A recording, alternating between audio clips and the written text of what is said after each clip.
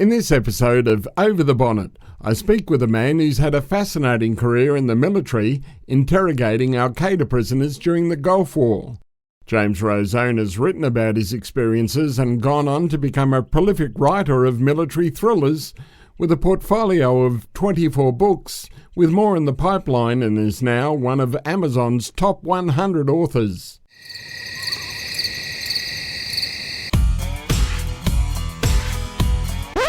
Over the Bonnet with Mark Piepers. Well, at least the guests are good. You'll never know what happens with the conversation when it's over the bonnet. You're kidding me, aren't you? James Rosone, welcome to Over the Bonnet. It's a pleasure to be here with you guys. Let's talk about your background. You've got a military background. You started in the National Guard. What happened there? Why did you join the National Guard? So that's kind of an ironic story. When I was 18, I was a freshman in college, and honestly, I had no idea what I was doing with my life. I was just not doing good in school, didn't really understand it. And I was like, I'm just going to go join the military because I always wanted to join the military. So initially, I was going to join the Marines of all places. And as fate would have it, they were out to lunch.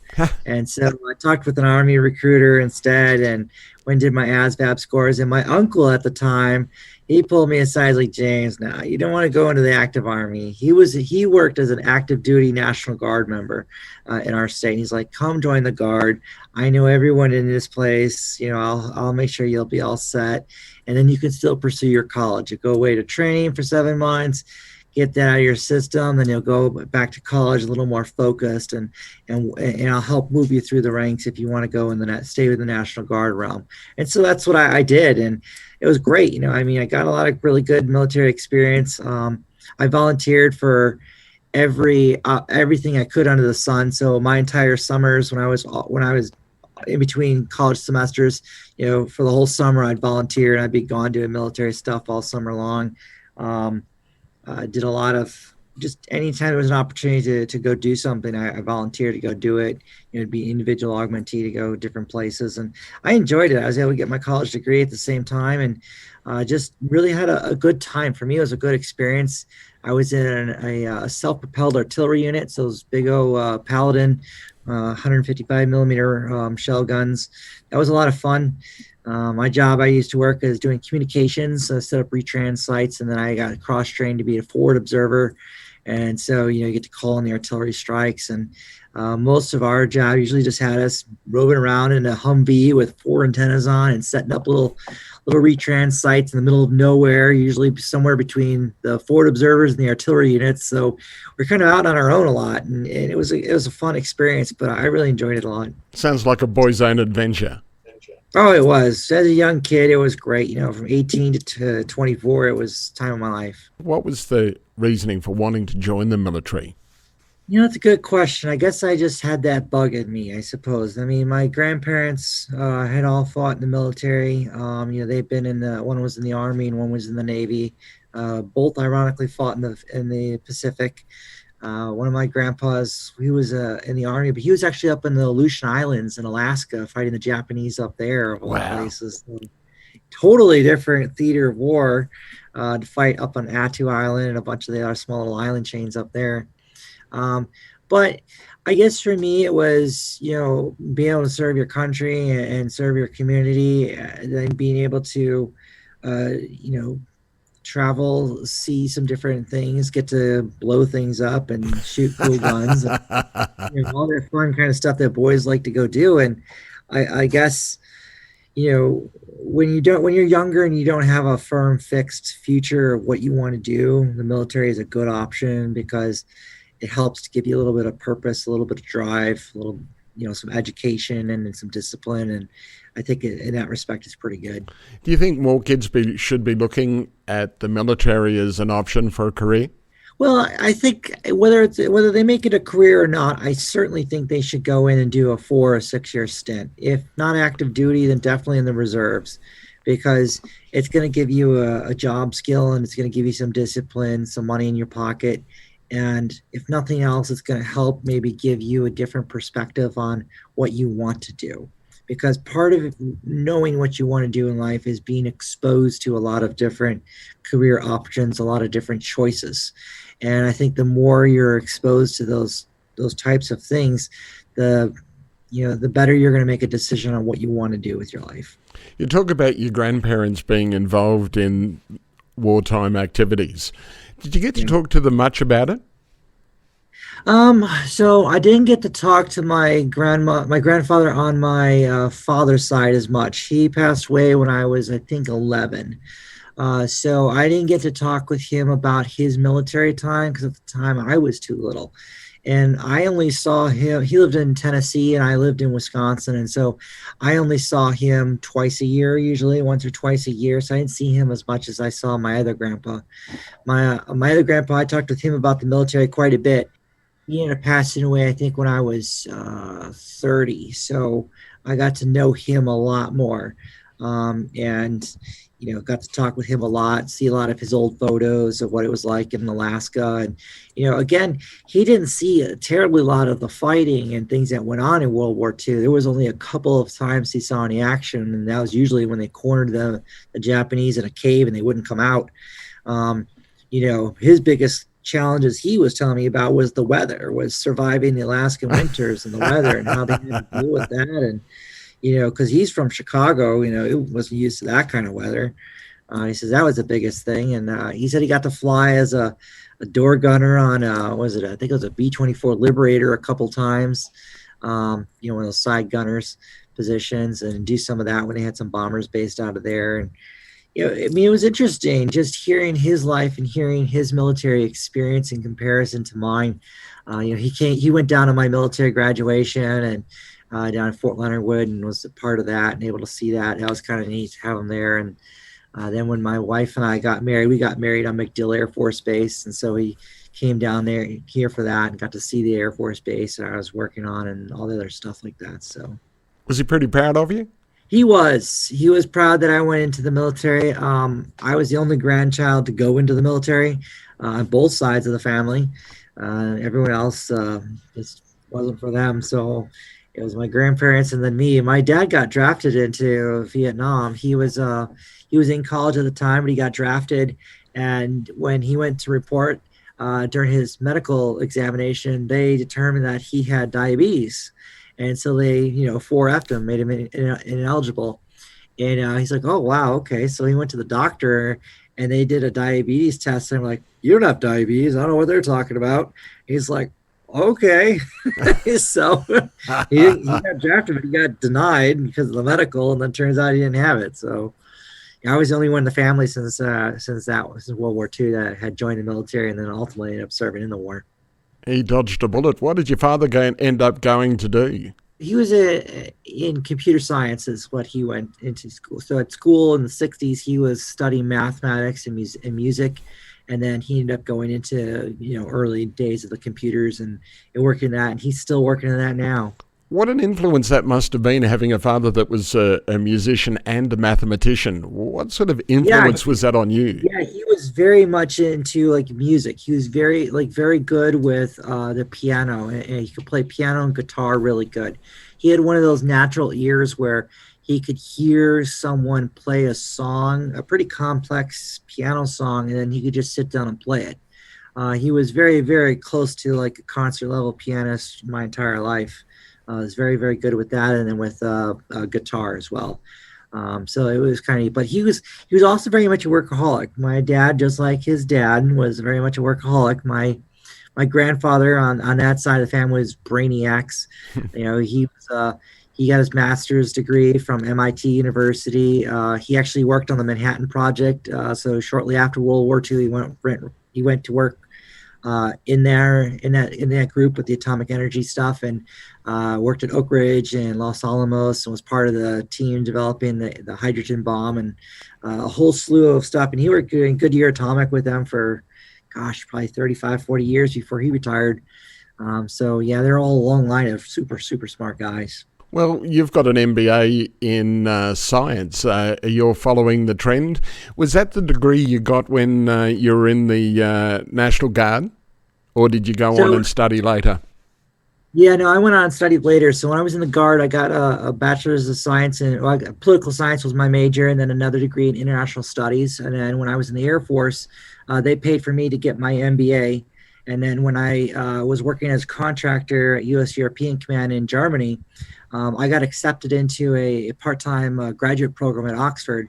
And so then I was commuting back and forth from Germany to Oxford to do a master's of science program in major program management.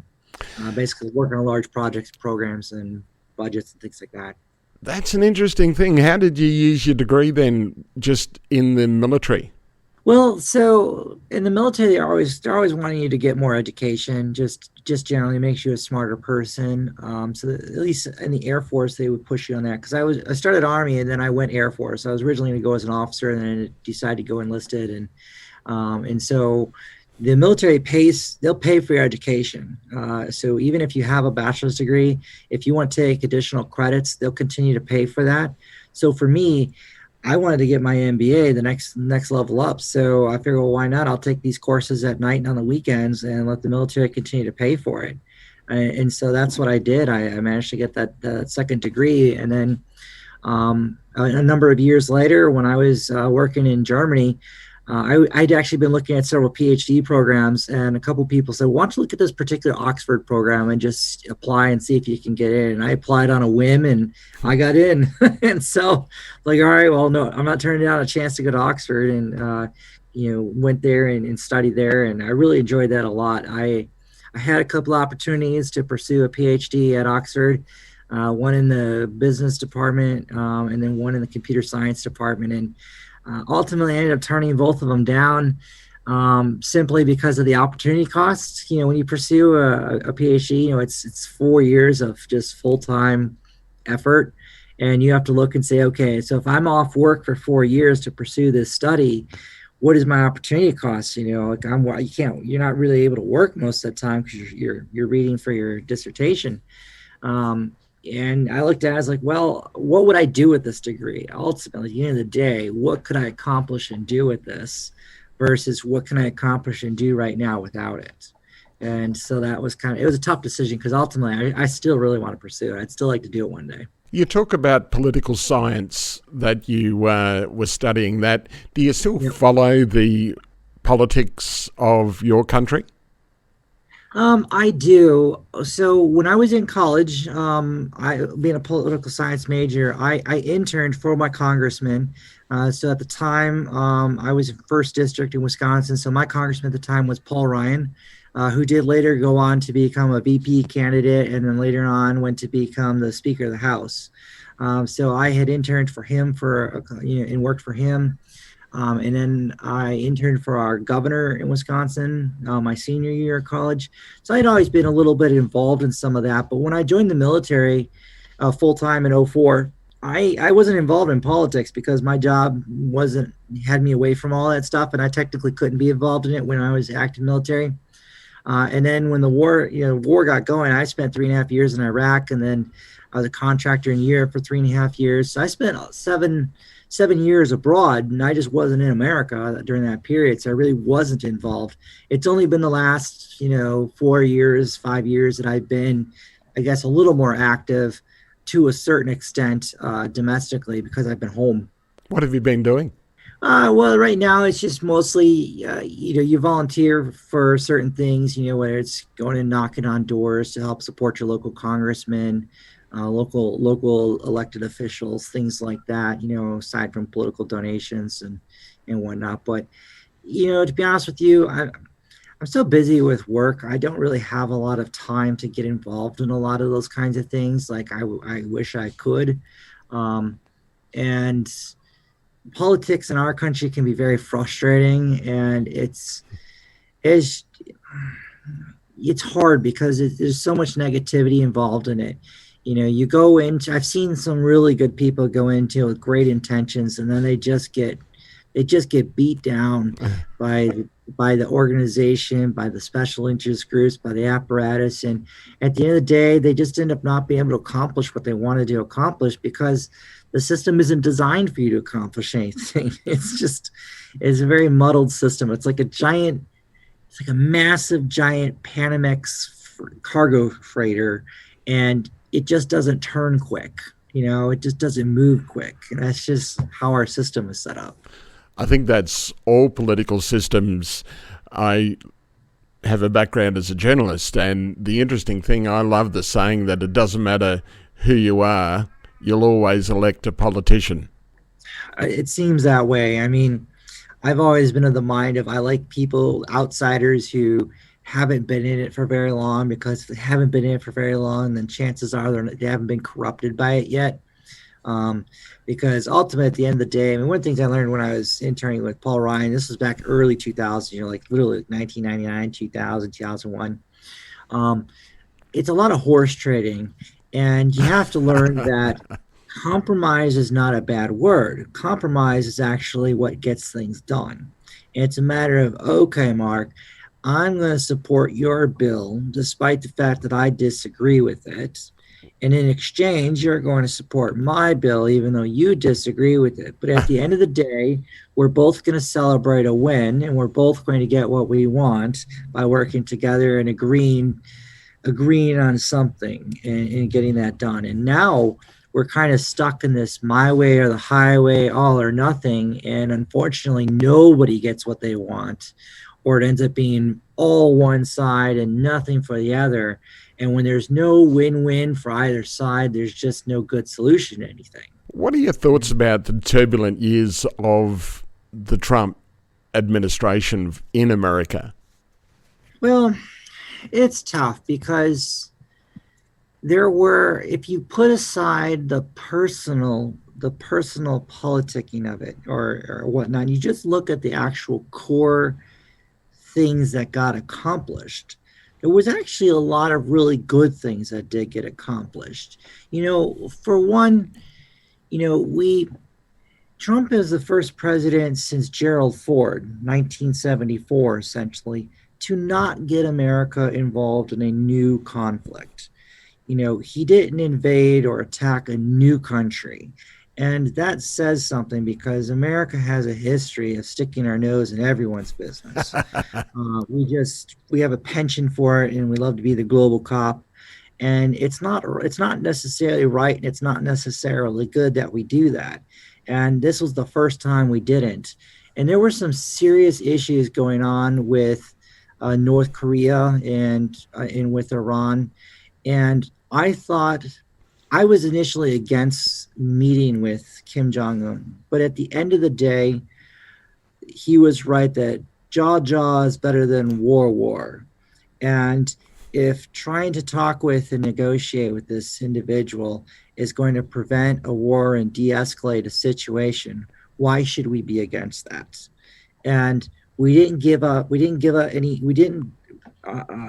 any sanctions. We didn't give them any reward or money. What we did do was we invited them and had a couple conversations. And we suddenly didn't have any more threats of nuclear missiles being thrown at us or nuclear tests, and all kinds of things simmered down. I mean, we were really looking at probably a war, and it was averted because we were willing to sit and talk with this guy. And that really was quite good. And I think that there's a lot of challenges going on with China that we have turned a blind eye to because of money. I think we've looked at and said, well, there's a lot of money to be made with dealing with China, so let's turn a blind eye and let's let it happen, versus no, let's call them out, because that needed to happen. And neither party wanted to do it because there's a lot of money involved with it. But he was essentially like, yeah, he ran as a Republican, but was he really a Republican? I don't really know. I think he was just more of an outsider who went in there with the sole intention of trying to solve problems and didn't really care about party politics, which is probably why the deep state aspect of both parties hated him so much. It's an interesting thing that he was such a polarizer, and he's still, but as you say, economically, Trump did quite well. Yes, we did. And it's hard to, when you put aside all the personal animus and you just look at the actual raw data, it's hard to dispute the economic, results that we had. We had, the best economy going at the time before the pandemic. We had the lowest level of unemployment across every demographic in our country. Those things were good. Those are how you create a middle class for people of color and things like that, is by providing them with a good economic opportunity and environment to get jobs, high paying jobs, and succeed and hold and retain those jobs for long periods of time to build wealth, to acquire a home. All of those things need to be there. And so there was a lot of good. I mean, obviously, I didn't really care for the man's Twitter. I thought he sure as heck should have used that a lot more judiciously and a lot better, more effectively. But I think that there was no doubt that there was obviously an element that was out to get him, regardless of what it was. I mean, the pandemic was pretty evident of that. But such as it is, I mean, we now have Biden. And I don't foresee him being president much longer. I mean, the man can barely hold a couple sentences together. It's really quite a reversal, to be honest with you. There were many better Democrat candidates that even I would have supported had they been the nominee, but this guy is just somewhere out there. His VP essentially is the president in waiting. Yeah. Well, and that's what Kamala Harris is. She sits on the sidelines, and mind you, this was a deeply unpopular candidate in the primaries. She didn't win a single primary. She wasn't liked by anyone. She didn't get a lot of votes at all, and they picked her. And the fact is, she largely is the president. I think at this point, I don't really think he's necessarily calling the shots. I think he's just a signature at this point. But at the end of the day, this is what people elected. This is what they're getting. And the results that we're seeing right now is the results that they voted for. So if at the end of the day you don't like the results, then you can vote differently in another 4 years. And that's just how our democracy works. Here in Australia, we have compulsory voting. Do you think that it would be... No, I think that'd be a terrible idea. Terrible idea. Because I don't think anyone should hold a gun to your head to force you to vote. I think that you should be willing and wanting to vote. And if you're not willing and wanting to vote, then you don't. But then you also don't get the right to really complain about it because you just chose to sit on the sidelines and not be a part of it. But I think the problem with compulsory voting is you're just going to get a lot of people who are going to vote for a lot of cruddy candidates just out of spite, or vote for people they know nothing about. There is that protest vote syndrome that does happen. Yeah. Do you get that in the States much, do you think?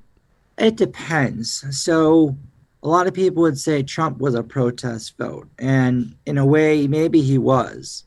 I think in the primaries, he spoke to people who really felt left out. But in the general election, I think a lot of people saw this, as Michael Moore had once said, their one chance to be equal with the super rich and wealthy was when they went in the booth. And wow. Nobody could influence or change that. And this gave them their one chance to, give a middle finger to the system. But that's just how it is. I mean, at the end of the day,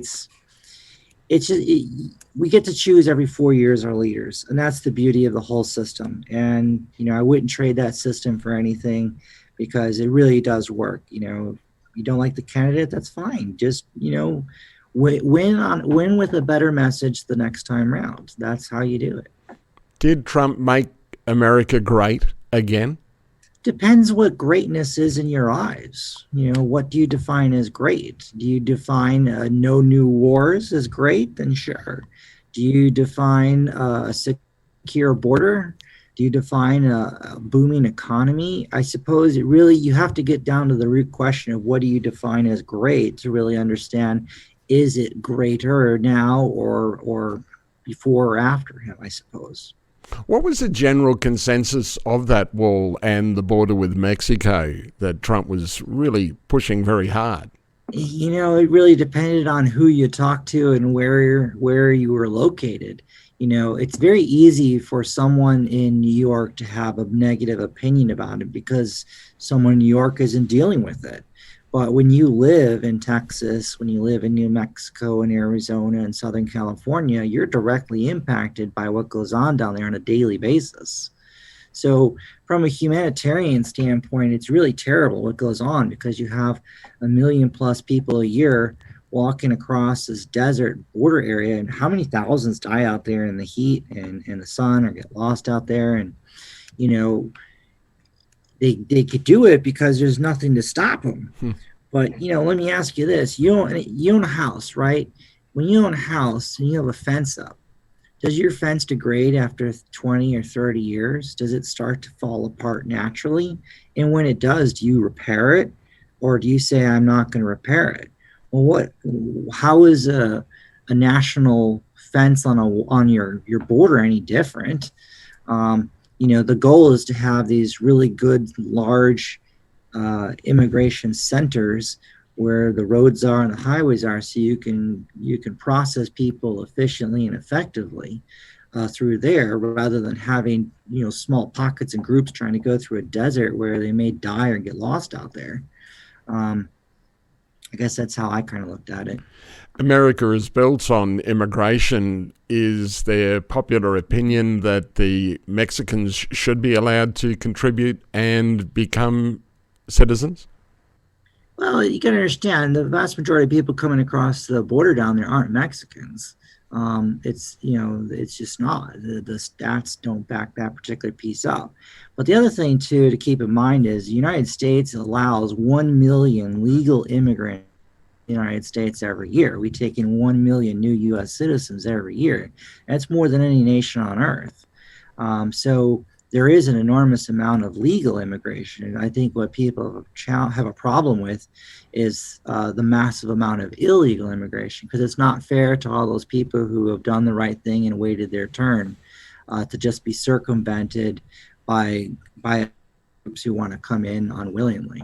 You started in the Army and then you moved across to the Air Force. What was the reason to join the Air Force in the first place? So I originally wanted to go into the Air Force as an officer and make it a career.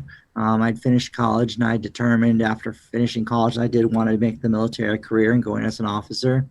When I got initially accepted, I was going to go in as an air battle manager, which is one of those guys who sits in those AWACS planes or those J-Star planes and does that electronics type of stuff. And the Air Force at the time was doing a force shaping, and so they were reducing the size of the force in 2003. And so my officer billet got cut in favor of only pilots and navigators. And so they're like, well, you can go enlisted, and we'll let you keep your rank from the Army side, and then you can just wait until the force shaping's done and reapply to OCS at that point. So I decided to do that, and I went into the Air Force, and then shortly thereafter, I volunteered for a special duty assignment to go work as what was called a human and intelligence collector, or an interrogator. And so then I started my journey working in the intelligence world, doing interrogations and source operations. How did it all unfold? So originally what happened was, the Air Force was not originally an interrogation mission. We don't usually have that. We have linguist debriefers who typically work at embassies and interview defectors and things along those lines.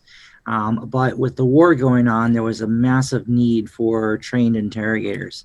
And so the Air Force was asked by the Army to pick up the slack and take over Abu Ghraib, which later then became Camp Cropper, take over that mission from them.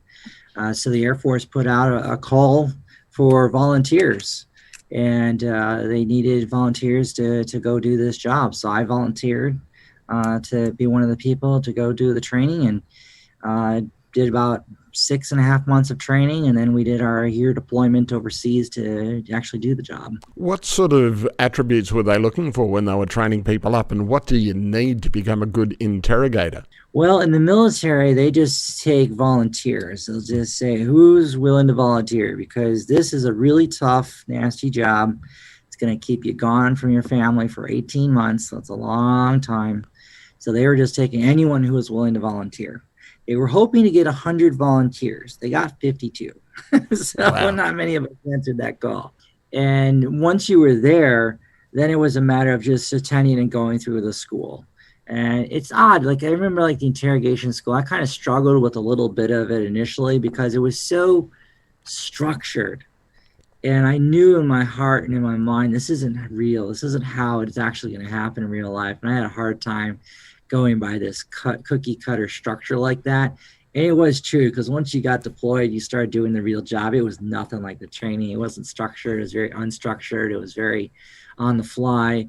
And if you weren't able to adjust and move like that, as an interrogator, you struggled a lot over there trying to get intelligence. If you couldn't adjust on the fly and just be nimble and agile to go with the flow and adapt constantly.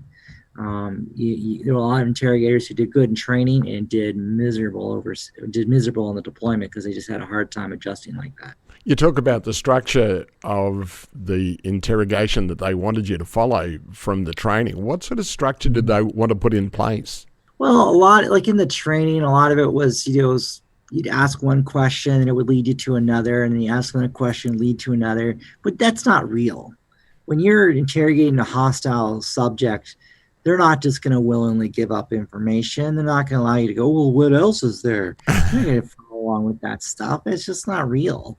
When you're in the booth interrogating these guys, maybe one minute this guy needs you to be a father figure. He's a young kid, got caught doing something he shouldn't have done. He just needs someone to kind of talk him through it. Maybe this guy needs you to be an asshole because he's like, he needs to simmer down. He needs someone to, just metaphorically slap him silly and put him in his place and wake him up to the reality of what he's just done. Or maybe you need the guy to be a best friend. But every prisoner is going to be different. Every prisoner is going to need a different personality to connect with them.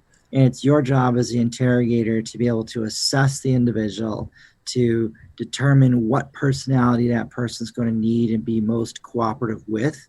And then you need to be able to constantly adjust that on the fly as you're moving through the interrogation from half hour to an hour to 2 or 3 hours, and constantly being able to draw information out. If he doesn't want to talk about the activities he was involved with, which is going to be 99% of the guys, then fine, don't talk about his activity. But get him to talk about the activity of others.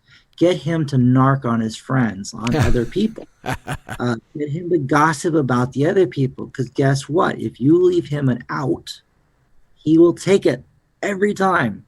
But if you don't leave him an out, you will spend 4 hours interrogating this guy and get nothing of value from him if you don't do that. And that's a very hard concept for a lot of people to pick up sometimes, because they always want to go for the really sexy, where's the weapon cache? Where's this cell at? Who's in charge? Where's this guy at? Well, he's not going to tell you that. Not right away.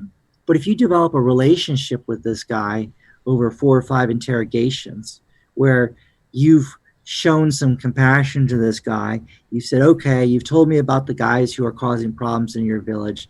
Let's talk about this next subject. And you know what? Why don't we talk about this over dinner?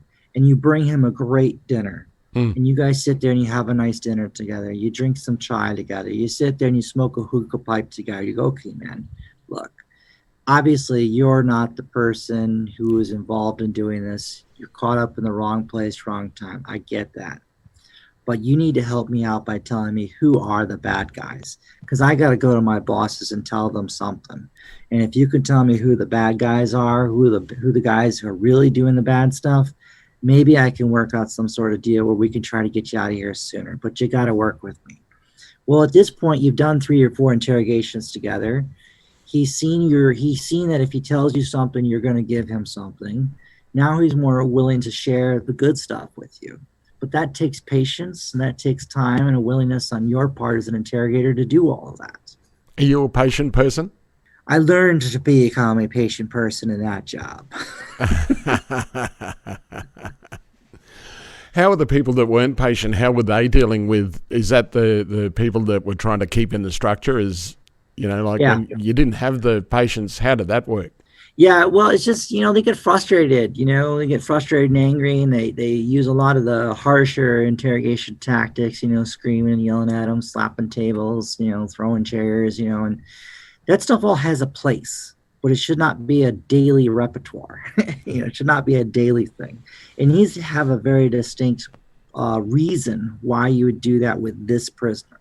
It shouldn't be a norm for all prisoners or a norm for most prisoners. It's your job as the interrogator to figure this stuff out. It's not someone else's job to tell you how to do it. This is why you've had a basic skill set of training. It's now incumbent on you to take that box of tools they gave you and figure out how to use it best. And that means you need to know how to operate in an unstructured environment very effectively and be able to adapt on the fly. Because keep in mind, this whole time you're doing this, you're working 12 to 14 hours a day. You're getting 4 to 6 hours of fully interrupted sleep all the time. You're getting rockets and mortars lobbed at your base the whole time. You've got military management who's treating you like jerks and just, causing problems. You got home problems with your spouse or your girlfriend that you're dealing with on top of all this. And then you got your coworkers who may like you or may not like you, causing all kinds of friction and problems for you. So you have an enormous amount of outside factors impacting your ability to think and just do the job before you even get in there. For me, sometimes doing the interrogation was just an escape from everything else going on out there. Did you make any friends while you were there with the people that you did interrogate? Oh, so with the prisoners themselves, I don't know that I would call them friends per se, but I think I had developed an amicable relationship with probably 2 or 3 of my prisoners. I think I had worked with them enough to develop that Stockholm relationship where they were dependent on me, and where they felt that they needed to help me or be cooperative with me and share information, even stuff I wasn't necessarily asking, because I was providing them with, say, better meals or I would bring in food for them when we would talk, and that was a rarity. They never got that level of quality of food from us, or I would get them better housing arrangements, than the large camp that they were normally in. So I would arrange extra phone calls for them, extra Red Cross letters. I tried to make, if you were cooperative for me, I tried to make your life better. If you weren't cooperative for me, I had no incentive to make your life better. And so I just would kick you to the curb and let you stay in long-term detainment. So I had warmed a lot of people's hearts to me to do that kind of stuff, because at the end of the day, they were stuck and they knew I was one of the few ways of getting out of there was cooperating with me. Did you get them trying to talk to you, as in if they were talking to someone that was, as you say, a little bit over the top and not as patient as they should be, could they try and get to you to talk to you if they knew that you were going to be a better person to talk to? Rare sometimes. I mean, if they asked for you, like in the prison camp, they could go up to the guards and ask to speak to a specific interrogator, and I had that happen a few times. I remember I had one case. He had been interrogated by the CIA for about 6 weeks, and they had done a real harsh interrogation on this guy, treated him really, really bad.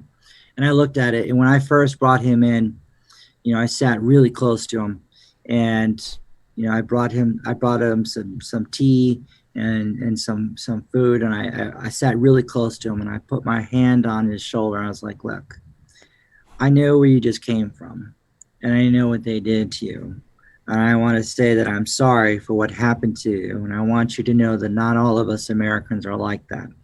So I would like for us to start over from zero, and let's try to work our way through this situation. So to start off, why don't we sit? Let's have some lunch. Let's talk about life before the war, and let's talk about your family. And you tell me about your kids, and tell me about, because he had studied economics. I was like, why don't you tell me about your job? I'll tell you a little bit about mine before the war, and let's just talk. And that's all we did for 2 hours, was we just did that. And then the next interrogation, we started to talk a little bit more.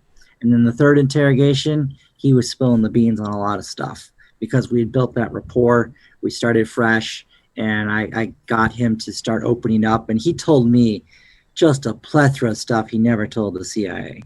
And, the CIA came around like, hey, man, you got our guy talking. I'm like, yeah, I didn't treat him like crap. Was the old saying that you catch more flies with honey than you do with vinegar? Vinegar. Yep, exactly. You do. You do. The CIA, what sort of tactics were they using that was so harsh? Was there torture involved over there? All right. So, one, I didn't interrogate with the CIA, so I couldn't really speak to what they do, their specific tactics. All I could read was, interrogation notes and the interrogation summaries and things like that from their interrogators. Maybe watch a few of the interrogation videos if I had a chance.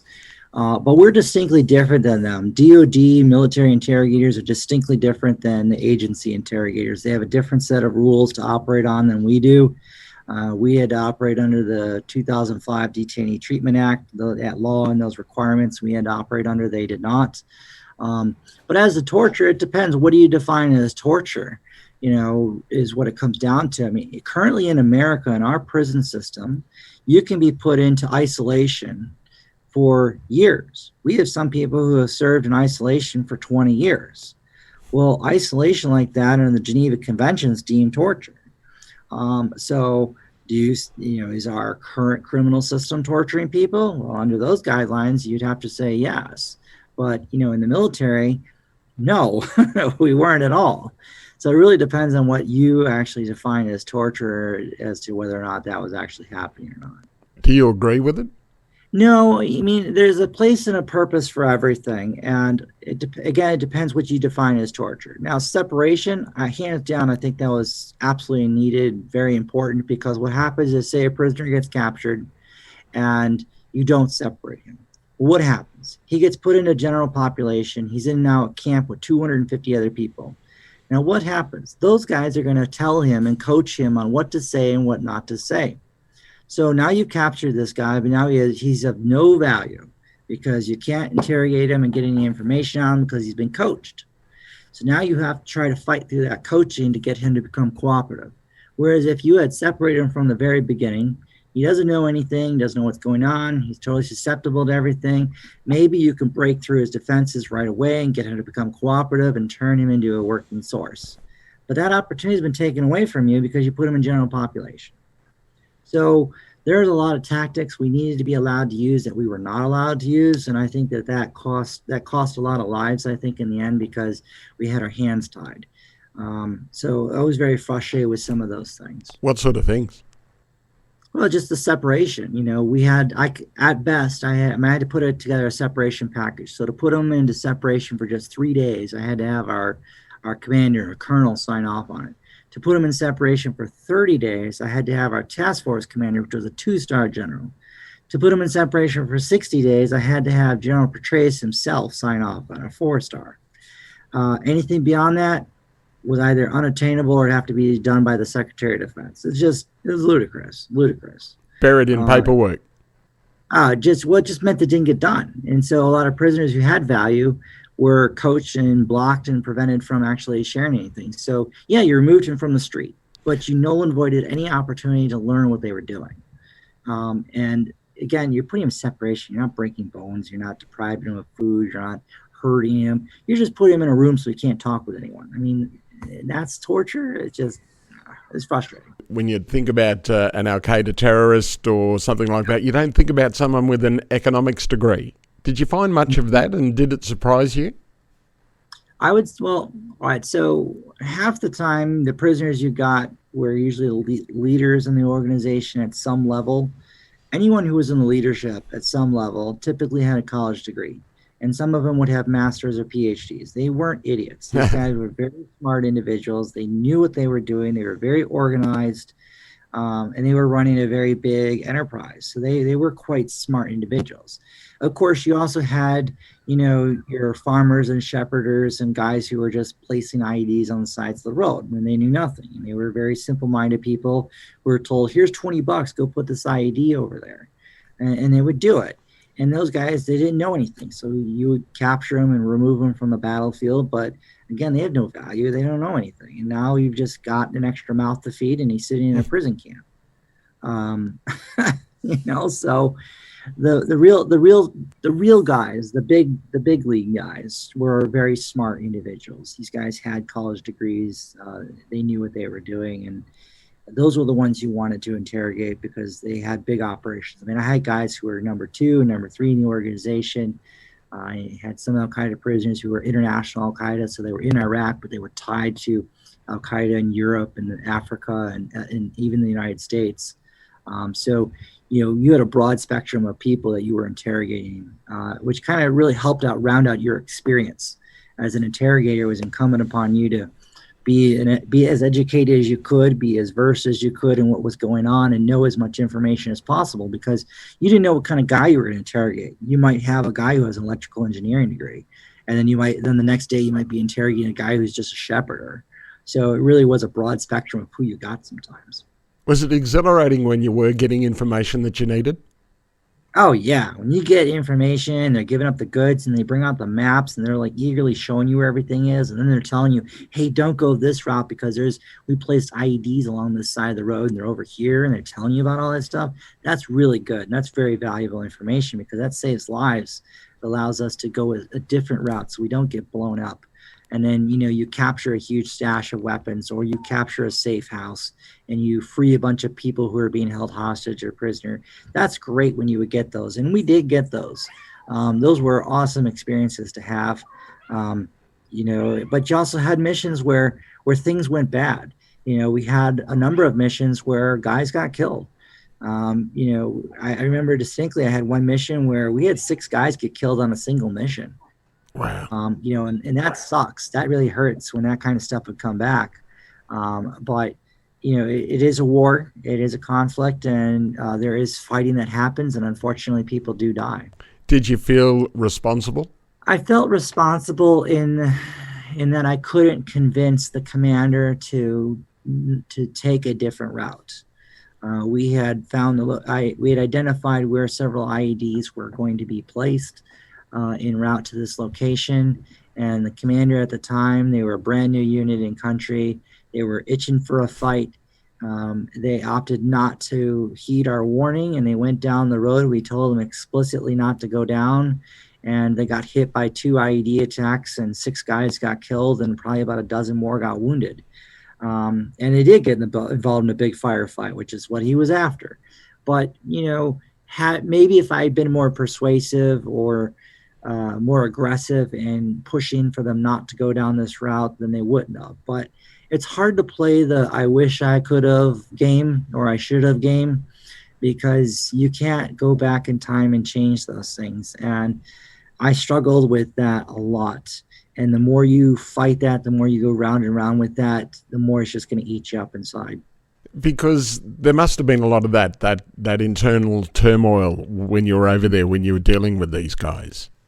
There is a lot. I mean, I had one case where I had a 15-year-old kid that we captured. He got caught placing an IED, and his father and 3 brothers were responsible for the IEDs and car bombs being built in this particular region of northern Baghdad, southern Diyala province that I covered. And we were after his brother and his dad. They were our HVIs for the area. We were trying to capture them, and I convinced the kid, we did a very harsh interrogation on him because he's 15, you'd be susceptible to that. And we convinced him to tell us where they were.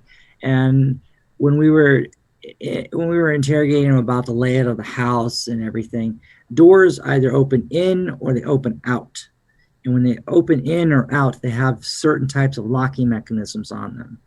So when these doors opened in, I forgot to ask if they had locks on the tops and bottoms of the door, not just the center.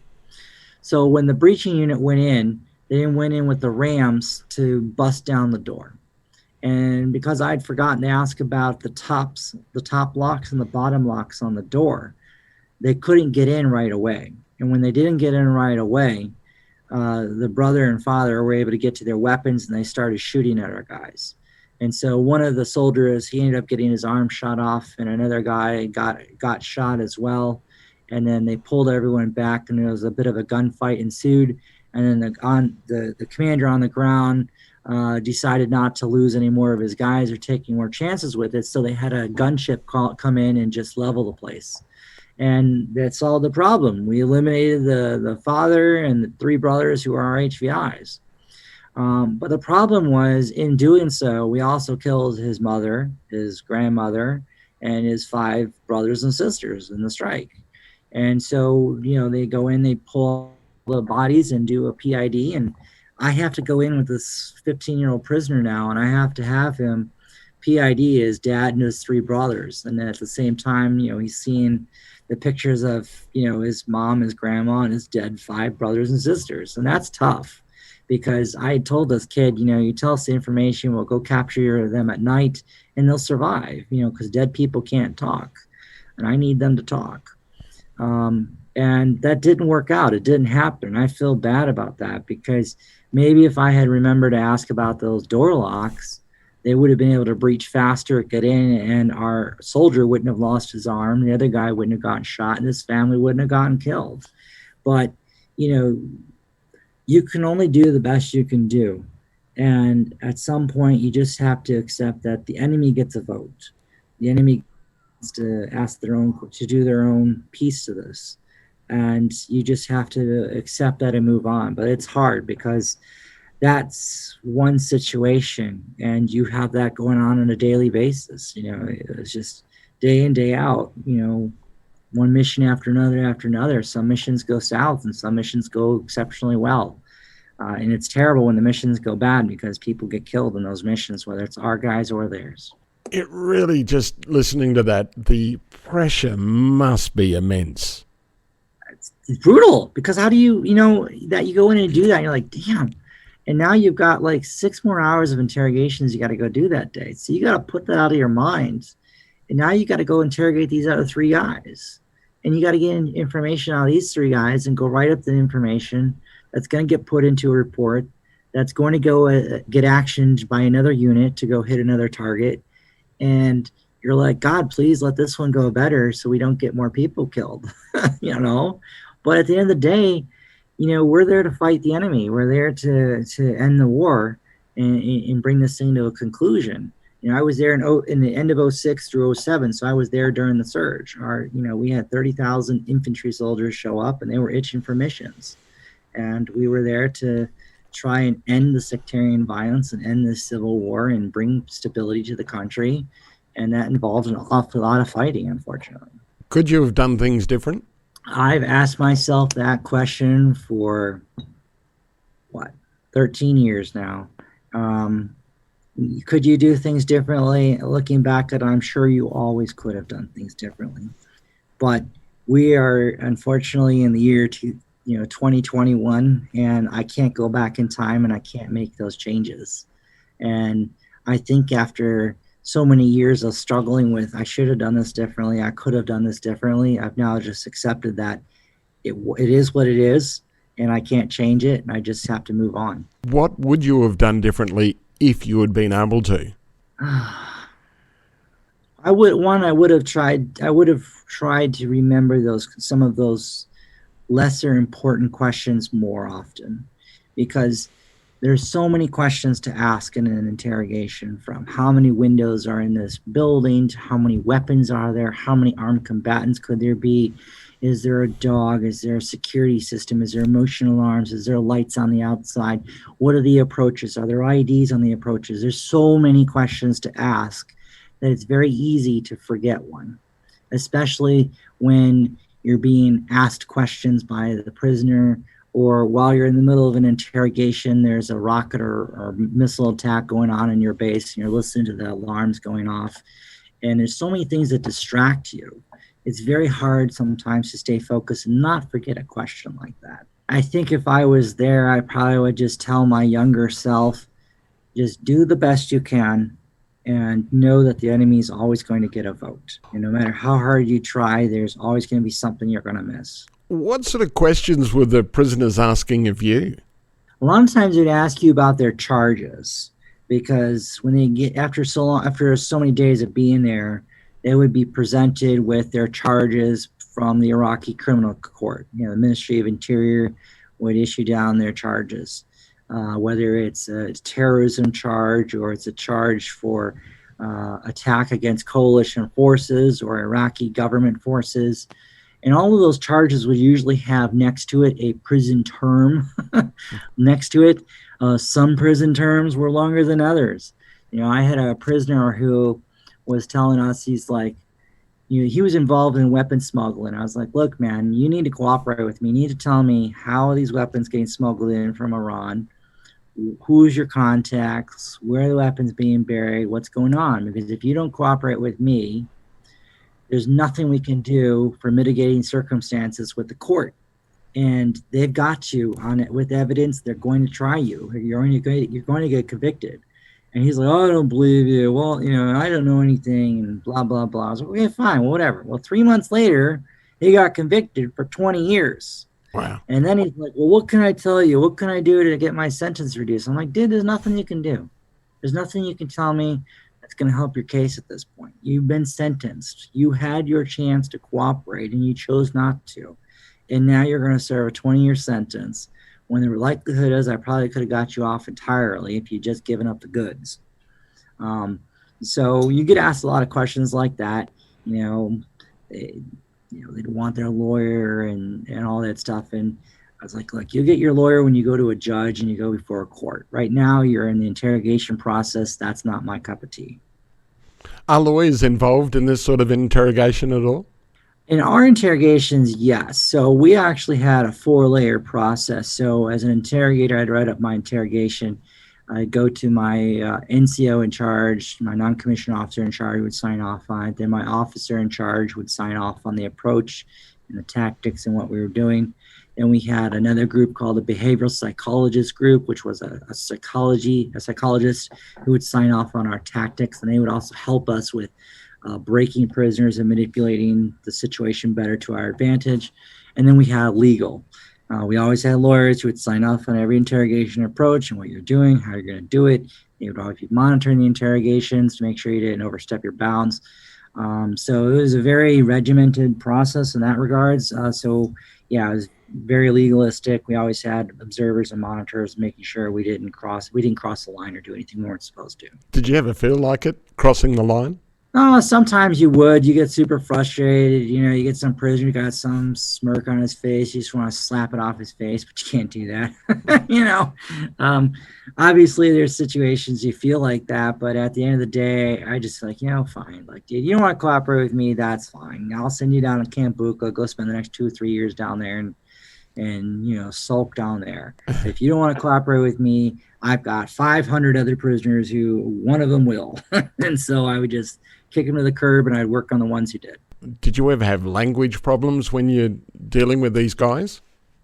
Yeah, absolutely. So part of the new regulations was even if you spoke Arabic or Farsi, you were not allowed to use it. Wow. We had to use an interpreter. So fortunately in the U.S., we have a lot of Muslim Americans in America. A lot of people who immigrated first or second generation to the U.S.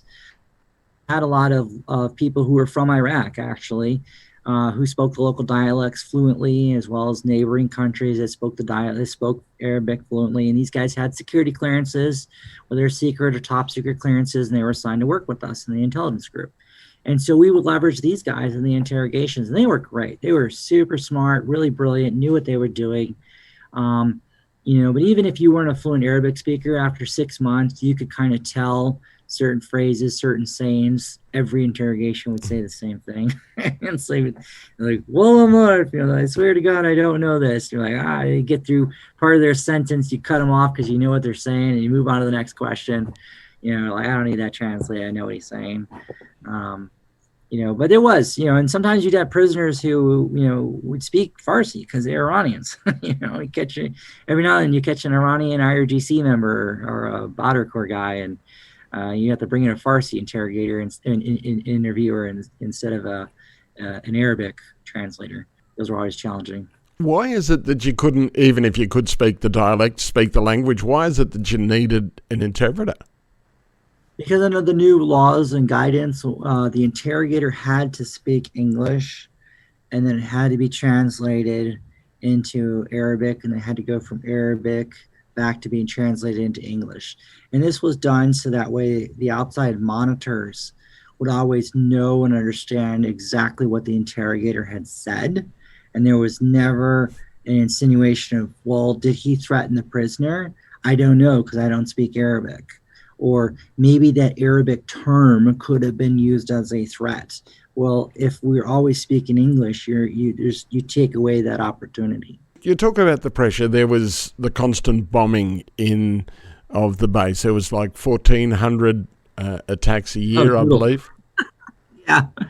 Oh man, they would hit you. Sometimes you go a day or two, no rockets, no bombs, and then the next day they'd hit you, 5 times in a day with anywhere from 1 to 7 or 8 rockets at a time. Very much like Israel right now. It's just insane. Except we're on a much smaller base, not a big country, so there wasn't a lot to. They just hit. You just had to take it.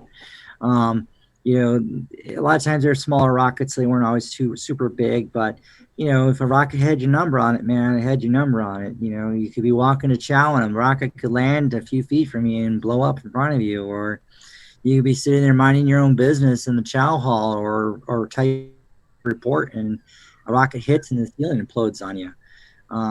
It was so random that things happen. And being at the prison, we'd have rockets that land inside the prison and blow up a bunch of prisoners, and they didn't like that. And I was like, well, we don't like it either, so maybe you can tell us about your buddies who are doing that. So what, are they trying to get rid of the prisoners so they couldn't release information? They didn't really care.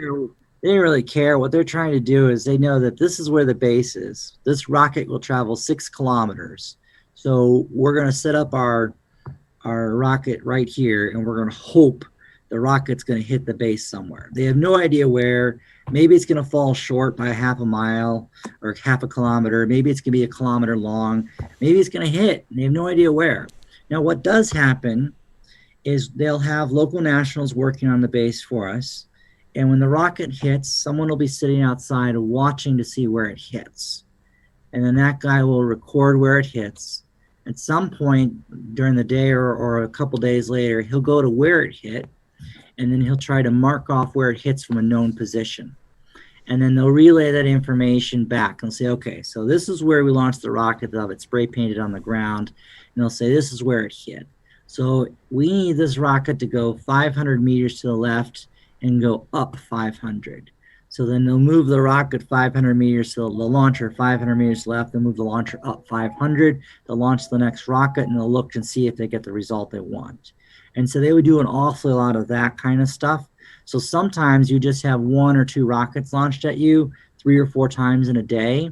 And what's happening in that case is they're marking off where they're hitting.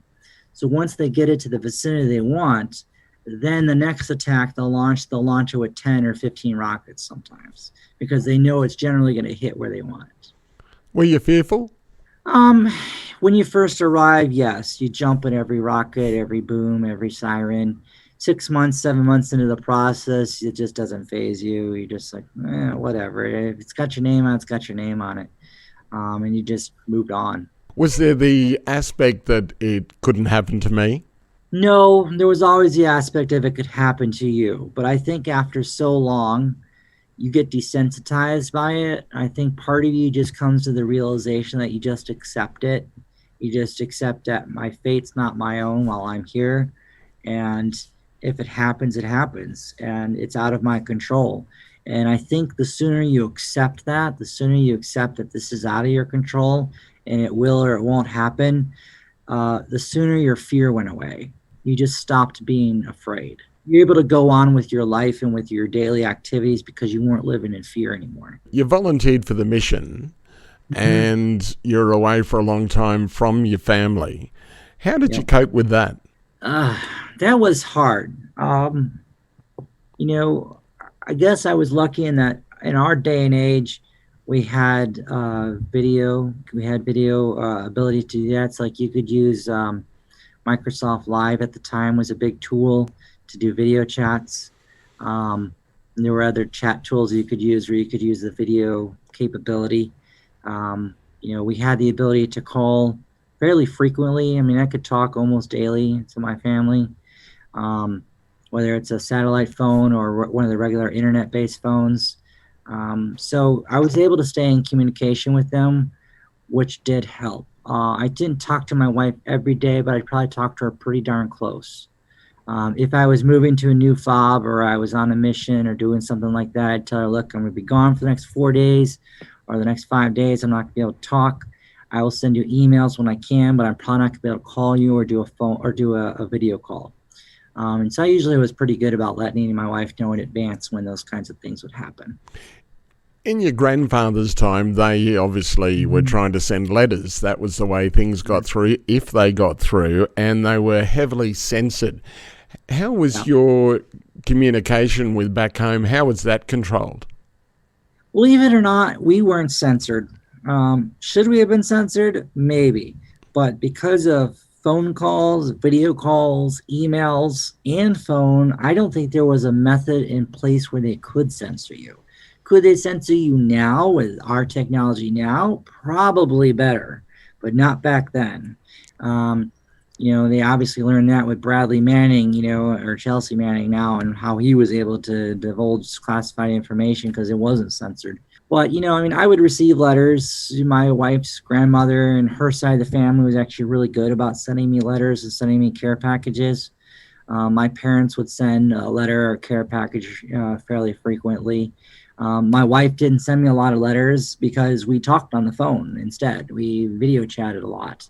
So we communicated like that substantially more so. I didn't expect letters from her, and I didn't really send a lot of letters. How important were those care packages? They were nice and helpful. They helped to remind you that there was a world outside of these four walls in Iraq, which you did lose sight of at times. You worked so much, just weeks would go by and you wouldn't realize it. So it was nice to get those, especially around the holidays and Christmas. My family had organized a package drive through our church. So I ended up getting 56 or 52 boxes of Christmas presents for my unit. Wow. Inside of every box was 2 to 3 more boxes of Christmas presents. So we were able to give away over 100 Christmas presents to people in our unit, which was kind of cool. My wife's aunt works for Ghirardelli Chocolate. And so she was able to send me multiple care packages where I was receiving not just some chocolate bars, I was receiving like 10 pounds of Ghirardelli chocolate. So like substantial sums of chocolate, like hundreds of chocolate bars and stuff. And so I would hand those out all the time. And it was nice to get some of those care packages. You must have been a popular guy. Oh yeah, certain times of the year, very popular, But it was strange though. So normally in the Air Force, when you deploy, you're gone for 3 or 4 months. And my Air Force, you're gone for 18. And so I remember arriving in Iraq like my first week, and I would see a couple guys from my unit back here in Florida. And I'm like, hey man, how's it going? Like, oh man, we're getting ready to head home, we're heading home in like 3 days. And I'm like, oh, out here, and like, wow man, that's cool. And I'm like, well, I guess we'll see you when you get back. And I'm like, yeah, right, because I know I'm just starting a 12-month tour. And so they finished their 3-month tour, they would go home. And what was miserable was 9 months later they would come back for their next 3-month tour, and they're like, hey man, you're still here. I'm like, yep, haven't left, still here.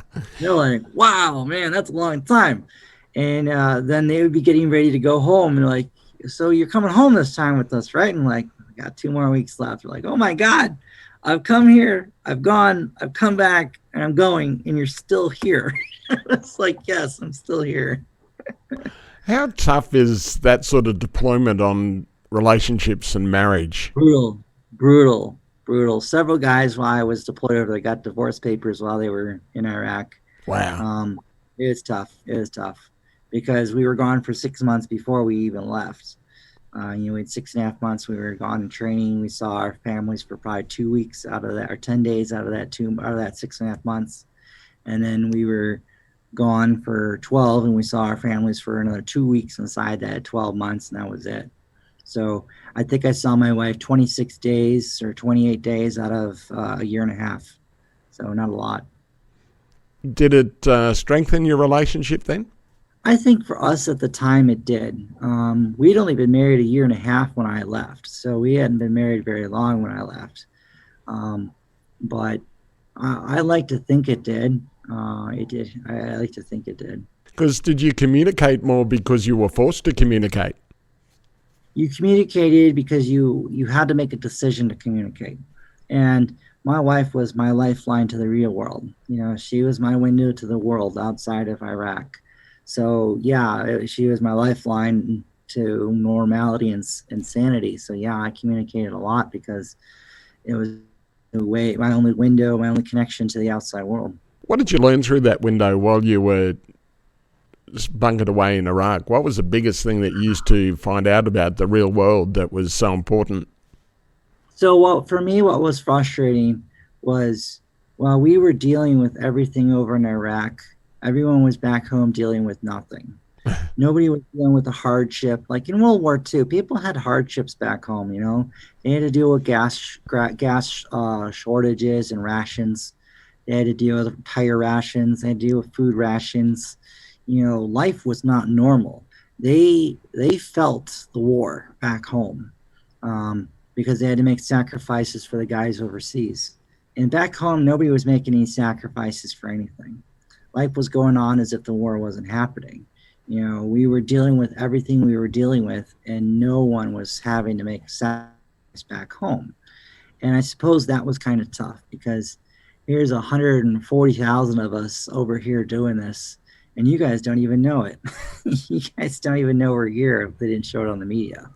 That was kind of tough. Did you resent that? A little bit. I mean, when I came home from Iraq, last day in Iraq was the last day of Ramadan. We're getting the crap pounded out of us. For 30 minutes, they're bombing my base. And I'm thinking to myself, I'm getting out of here in like 10 hours. I don't want to die in my last 10 hours. And I finally get out of there, and I'm back home 72 hours later. And 72 hours later, after going through that rocket attack, I'm walking around in a mall. And I'm thinking to myself, 72 hours ago, people were trying to blow me up and kill me. And now I'm walking around the mall like nothing's going on in the world. Like nothing's changed. There's nothing going on. And all these people are oblivious to that stuff. They're oblivious to everything. And that was hard for me to accept that a bit because, they had no sacrifice. They didn't know what was going on. They weren't living in fear like we were. Every little boom or bang from a car backfiring or car tires screeching or this or that, was a threat for me, and for them it just wasn't anything, and that was very hard to adjust to. How did you adjust? Is there enough done to repatriate soldiers when they come home, or military personnel? No, not at all. Nothing. You come back from deployment, you sign back in with your unit, and then you start 2 weeks of essentially R&R with your family. So you go from a combat zone to 72 to 96 hours. You're at home with your family, no adjustment. There's no down period. There's nothing. It's just back home. You're used to carrying a weapon everywhere you go, and now you're not carrying anything. I think what would have been better is if they had us go home or go back to our base or a base and spend maybe 2 weeks of just decompressing, of just 2 weeks on the base or at a base, and maybe in Europe or something, and just 2 weeks of just downtime. Time to go to a bar, go to a pub, have some food, go to a park, get drunk, hang out with your buddies. Just time to decompress before they let you go home with your family, because you're not ready to go home with your family yet. That person that was in the war is not ready to go home yet. I've heard that story from exactly what you've said from a lot of military personnel that I've spoken to, that they don't get that decompression. What effect does that have on you when you don't get it? I think it immediately exacerbates your PTSD symptoms. I think it sets you up for a really bad case of PTSD, because you're going from an environment that you know and you're comfortable in. It may be a dangerous environment, but you know it. And then suddenly you're thrown out of that environment, and you go from a job where you're interrogating terrorists and you're hunting and capturing these people to 5 days later, you're walking around a mall and you're not doing any of that. That's hard. That's hard. What did you do? What was the PTSD that you suffered, and how did it affect you when you were, say, walking in a mall? For me, I had a really hard time not manipulating and interrogating people. Um, just in normal conversations or anything going on at work. It was very easy for me to fall back into that role, and I had a hard time not doing that. Um, I was also kind of, you're just very hyper vigilant to things going on. Don't like crowds. Don't like loud noises. You're a little jumpy on some of those things. Some of those were probably the hardest part. Sleep was another really big one. Just had a hell of a time sleeping. Every time I go to sleep, I'm just interrogating in my mind, and so my brain's not getting any rest. So you wake up exhausted, you go to sleep exhausted.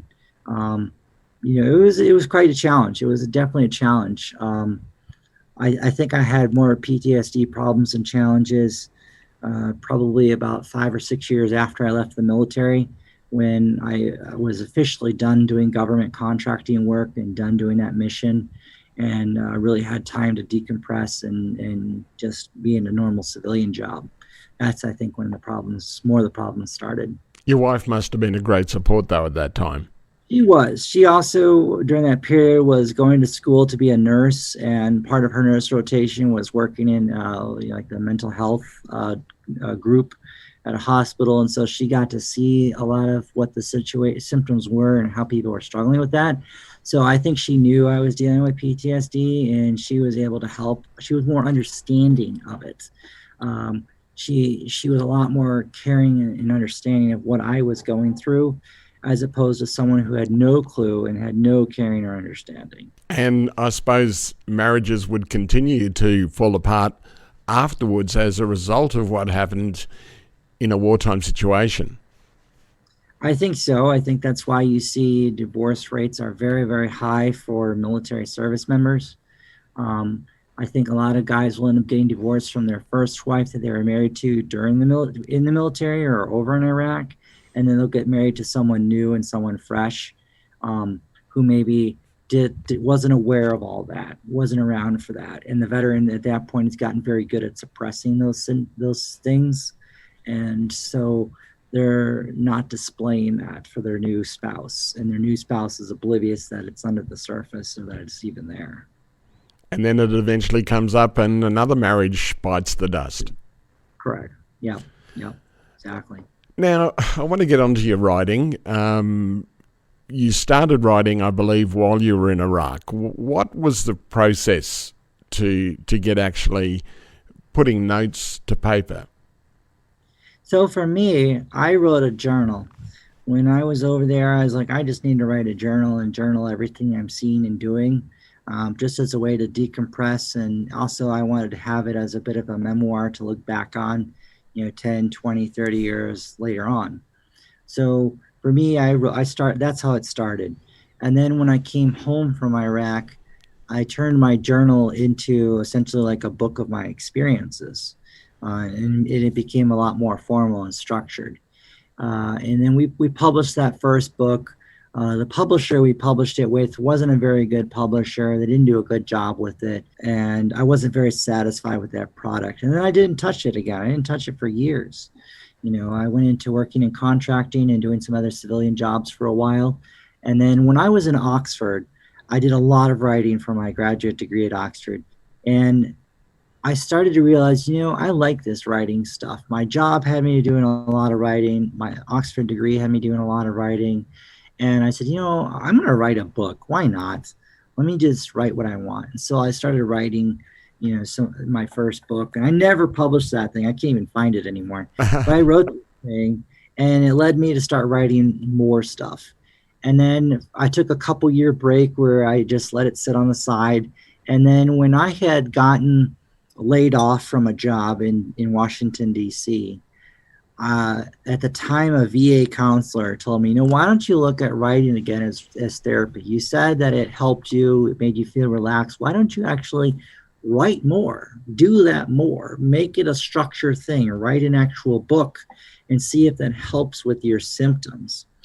And so I did. And that's when I wrote my first book series.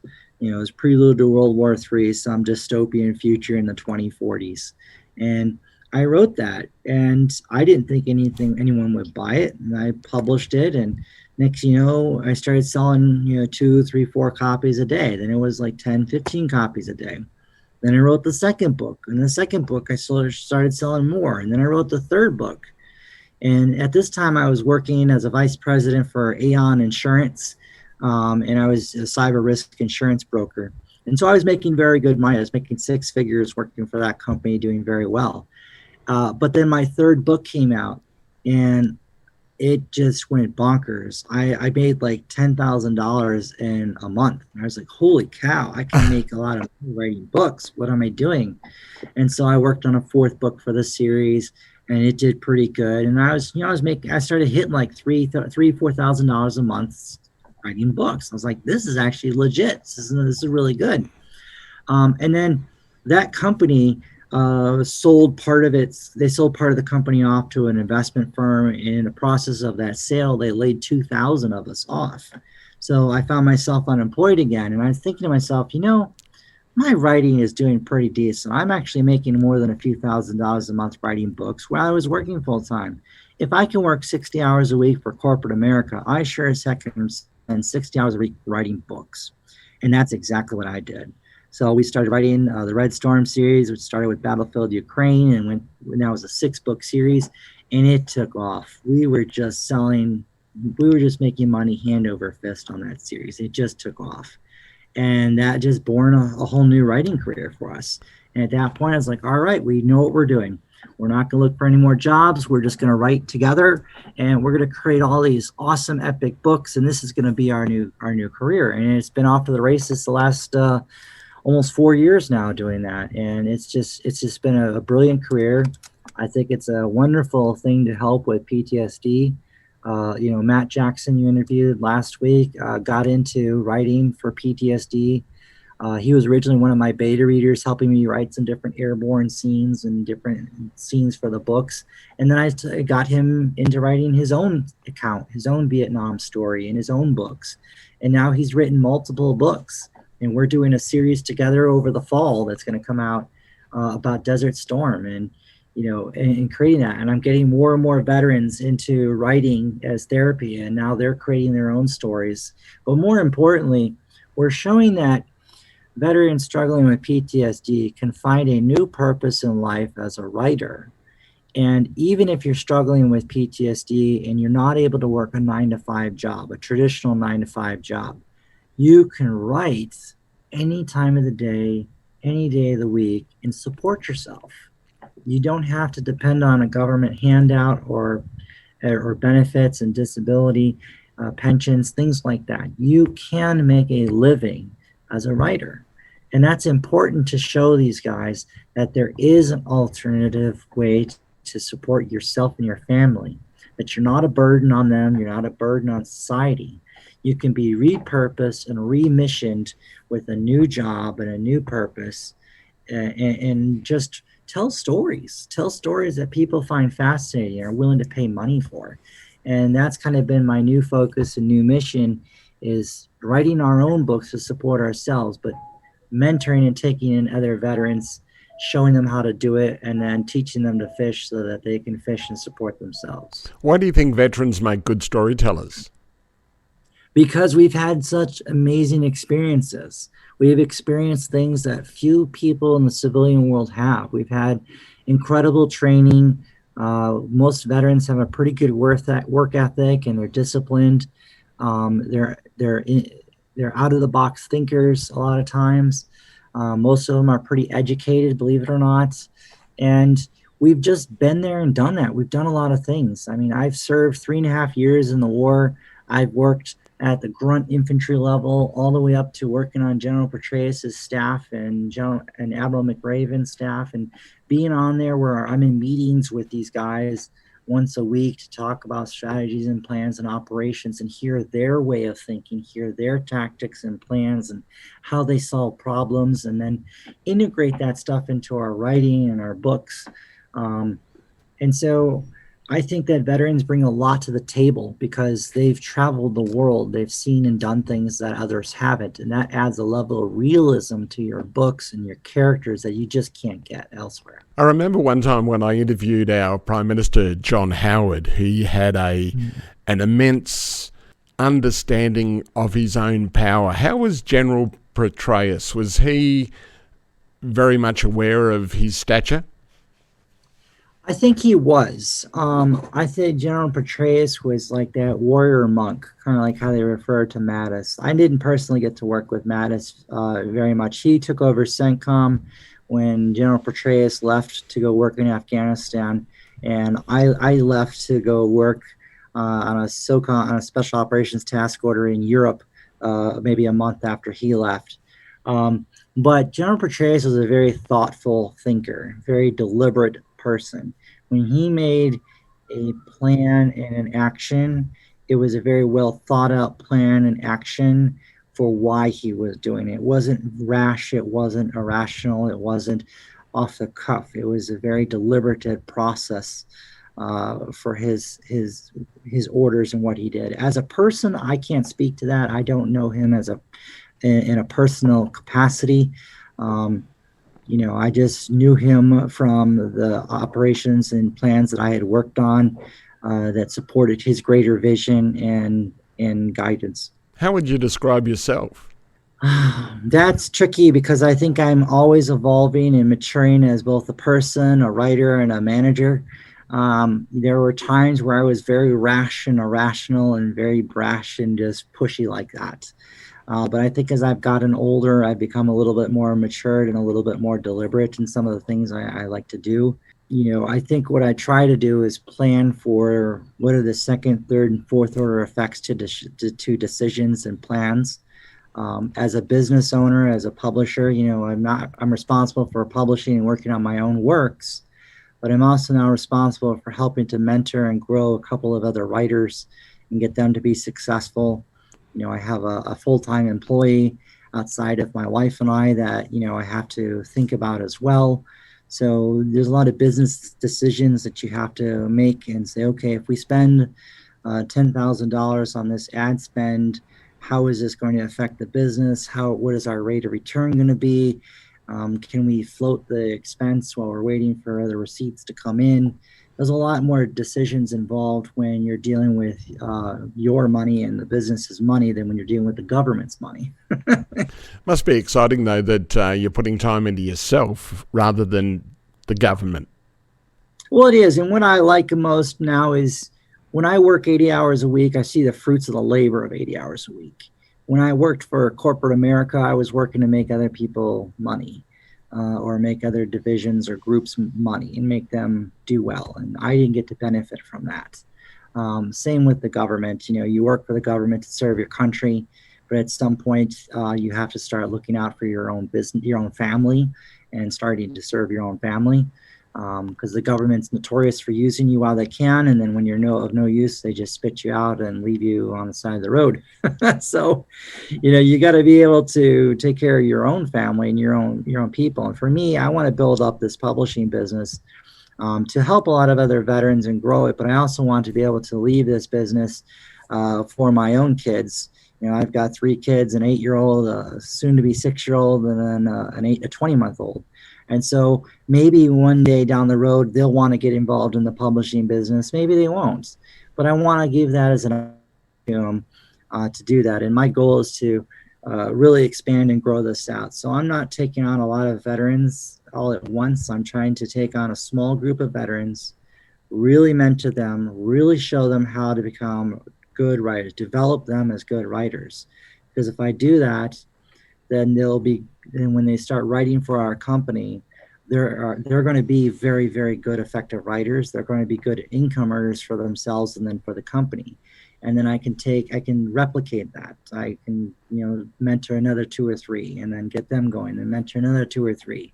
And over time, we'll have developed a cadre of exceptionally good writers who are meeting the needs and demands of the readers. And they're supporting themselves and their families, and we're growing a business that's continuing to replicate and carry that process forward. Has COVID helped your business? Oh, man, in the first wave of it, not at all. It was brutal. We lost our daughter was in school, had to pull out of school. Our son got pulled out of school. So it was very challenging because we worked from home and now we had no childcare and we had 2 kids and we still had publishing deadlines. So it was very challenging the first 5 months. My government decided to rain money from the sky. You could go outside your house and do with a bucket, and there were just money pouring into it. Mad. We printed off $6 trillion in money. It's just insane. So, as a business, we took advantage of every opportunity we could to get government assistance and aid, and that did help our business substantially. Because it allowed us to invest in the business and grow it substantially. As a small mom and pop shop, I only have access to so much funds, and I only have access to certain levels of advertising and marketing capabilities. But when the government came in and backstopped me with some very large sums of money, I suddenly had access to marketing tools I didn't have before. And those marketing tools have allowed our business to increase by, well, we're probably up 150% this year alone from last year. And I anticipate that to continue to anticipate us being very close to doubling our income in 2021 compared to 2020 because of the help we received. The cash splash happened here in Australia as well, but Yep. there were a lot of, for businesses, strings attached. Do you find that in the US? There are some of ours. Yeah, there are some of ours. So we had two types of loans. We had one which is called a Payment Protection Plan, or PPP, and that was a forgivable grant, essentially, or loan. They took your salary you and your employee's salary and did a 2.5 times multiplier for 2 months, and that's what you got. And as long as you showed you kept your payroll going for those 2 months, it was forgiven. So that was a very easy one to get, and that one helped a lot. Then there's another one called an economic injury distress loan, where it has those strings. There's two levels. There's one level where it is a loan that's only tied to the business. And then there was another one where you could get double that amount of money, but you had to do a personal guarantee for that money. So I opted not to take that portion. I didn't want to take the personal guarantee. I just did the business guarantee. So I did that piece. Sci-fi is a big part of the book writing that you do. What was the motivation to write sci-fi? So I am very much known for my military and espionage thrillers. That is still my bread and butter. That is still our dominant stuff we write in. And I enjoy that very much. I personally like to read sci-fi. I've never written in sci-fi, but I like to read sci-fi. And I looked at it and said, how can I find an entirely new audience that would be exposed to my military thriller writing that would like this? I said, well, why don't I essentially write a military espionage thriller in space? Do what I'm known for. And so we took our pattern, our process for writing really good epic thrillers, and just made it in space and said, well, it'll take place in the 2090s and we'll move forward. And we built this massive world, and we have just absolutely crushed it in sci-fi. And I think we've crushed it in sci-fi because we wrote something so unique and different perspective, different way of approaching it, that it just was new. People hadn't seen it before, and they really liked it. And we were able to carry over our thriller audience right into our space stuff. And then we found all these new sci-fi readers who were like, wow, this is totally new and different. And they loved it. And we also were able to put a lot of marketing effort behind it too. And I think that helped as well. But a big key, it was just like with the thrillers, it's finding what's not being done and writing a series that fills that gap. That's a tough call, though, to find that market. How do you come up with those ideas? And the sci-fis of the 50s and 60s, a lot of the predictions and thoughts that these writers were coming up with are now part of daily life. What sort of things are you coming up with? Well, so when we write a lot of our thrillers, I almost like to consider myself a bit of a technologist in that I'm very tech savvy and into future technology.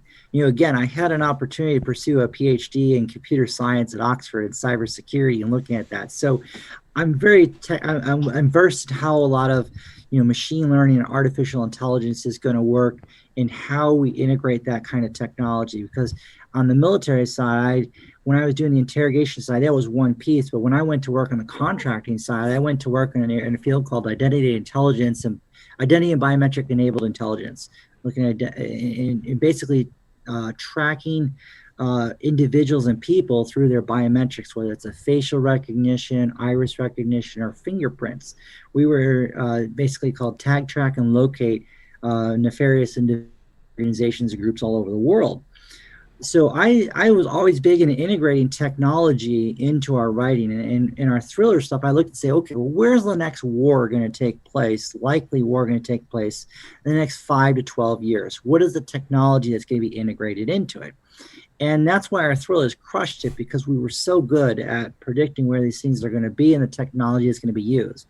So then I said, all right, with sci-fi in 2090, not that far off, ironically, how are things going to play out? Who are the major players going to be? What is the technology going to be in use? How would I integrate it? And we just went with it that way. And I think that's why our series has done well, because our series isn't taking place 200 and 300 years in the future. It's taking place not that far off. Like, my kids will be alive in the world that we're writing in. So that's where I think a lot of people are able to connect with it.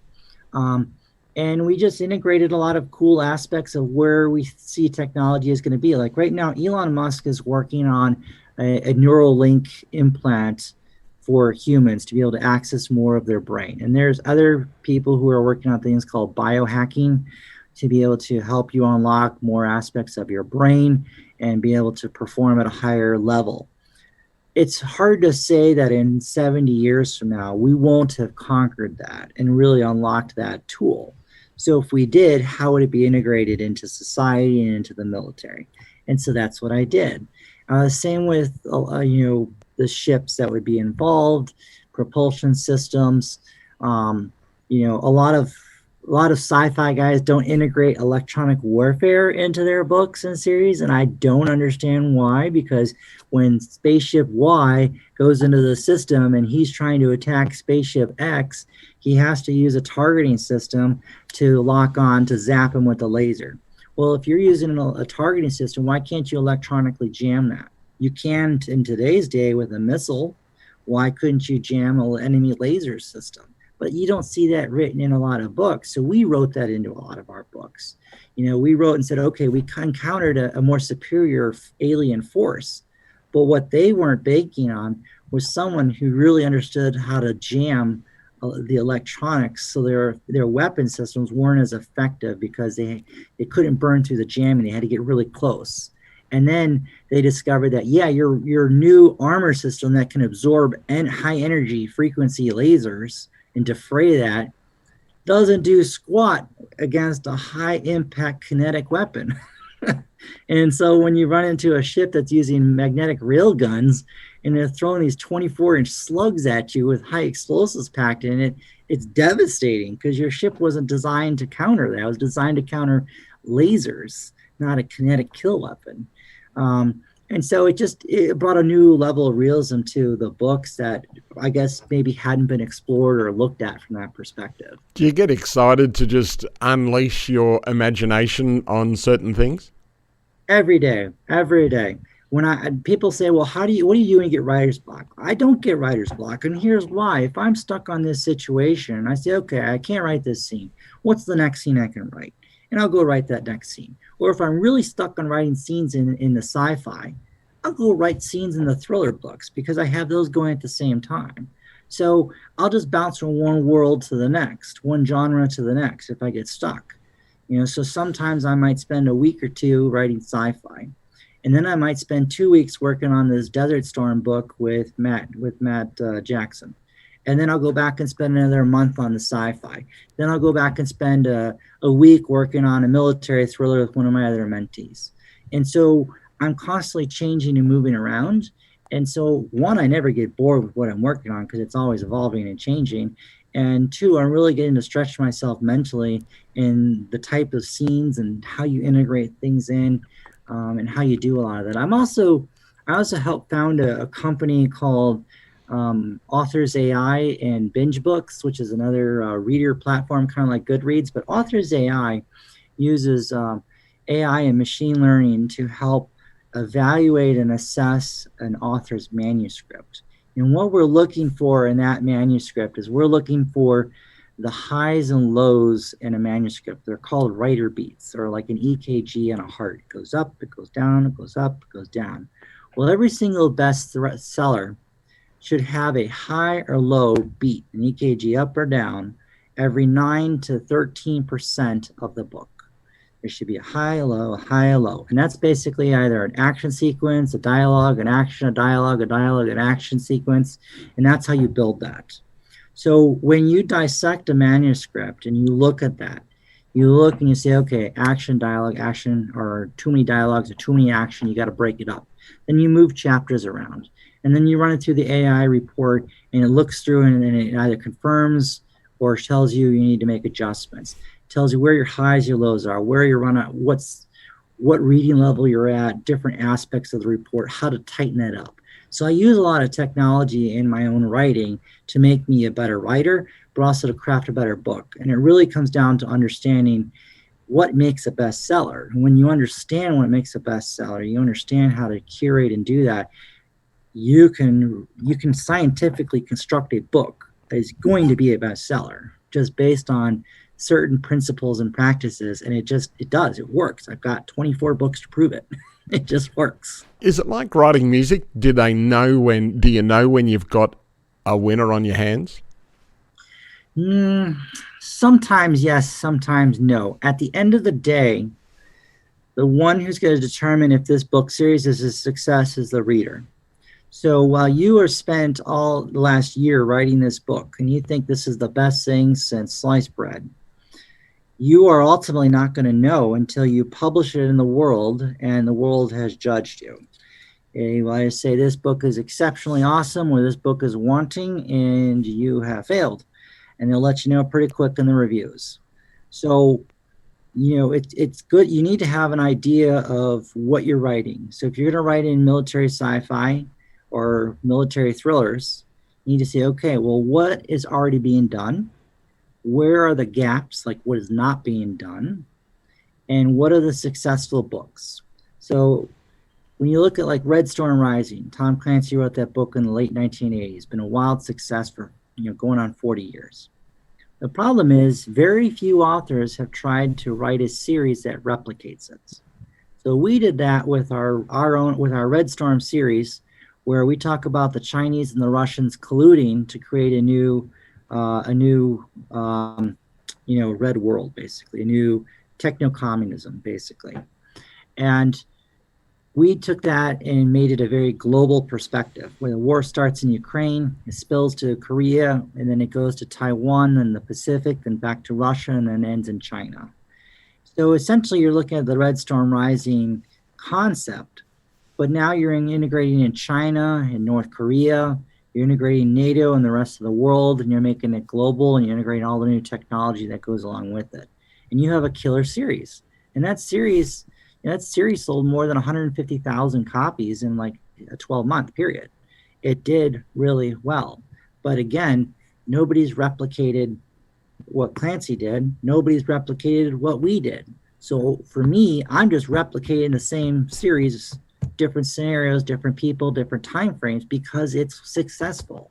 It's kind of scary, though, that your predictions come close to reality. I know, right? That's right. It's happening. Yeah. Well, we wrote this book called Rigged, part of the Falling Empire series, kind of like a Second American Civil War type series. Now, I wrote that book I wrote out the concept for it in the summer of 2018. I went to a conference here in the U.S. called Politicon. I interviewed a ton of people at Politicon, both people who are on the left, people on the right, and different experts and folks. And I came up with all the material for that. And so I wrote that in the fall of 2018. And then I continued writing that throughout the rest of 2019, and that book came out. We continued writing that series, and I looked at this and I said, okay, as an intelligence professional, as someone who has seen coups happen in Ukraine and other countries, how would I institute or how would I instigate that in the United States? If I had no limit on resources, I had no limit on access to people and materials, how would I implement it? And I war gamed it out. And then I wrote a book on that war game. And that's essentially what we did.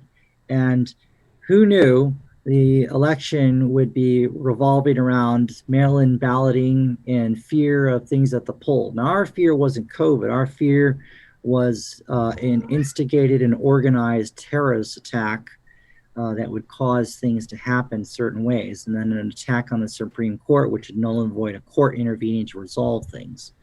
And it all revolved, it wasn't about one political party over another. What it was about how easy it is for foreign powers to manipulate an election to their liking. And I say it's easy to do because America does this every year. America intervenes and manipulates foreign elections all the time. Hillary Clinton tried to do this in Russia against Putin, which is why he got really pissed off about and started interfering in our stuff. We've interfered in the elections in Israel. You know, Obama sent his staffers and a bunch of people over to try to help Netanyahu's opponent win. And then, you know, that guy obviously lost, and that created a little bit of bad blood between Obama and Netanyahu. We successfully instigated the coup in Ukraine against the elected leader there, which then turned into a multi-year-long civil war that's cost the lives of thousands, tens of thousands of people. We instigated the uprising and the coup in Egypt with the Muslim Brotherhood and with what happened in Libya.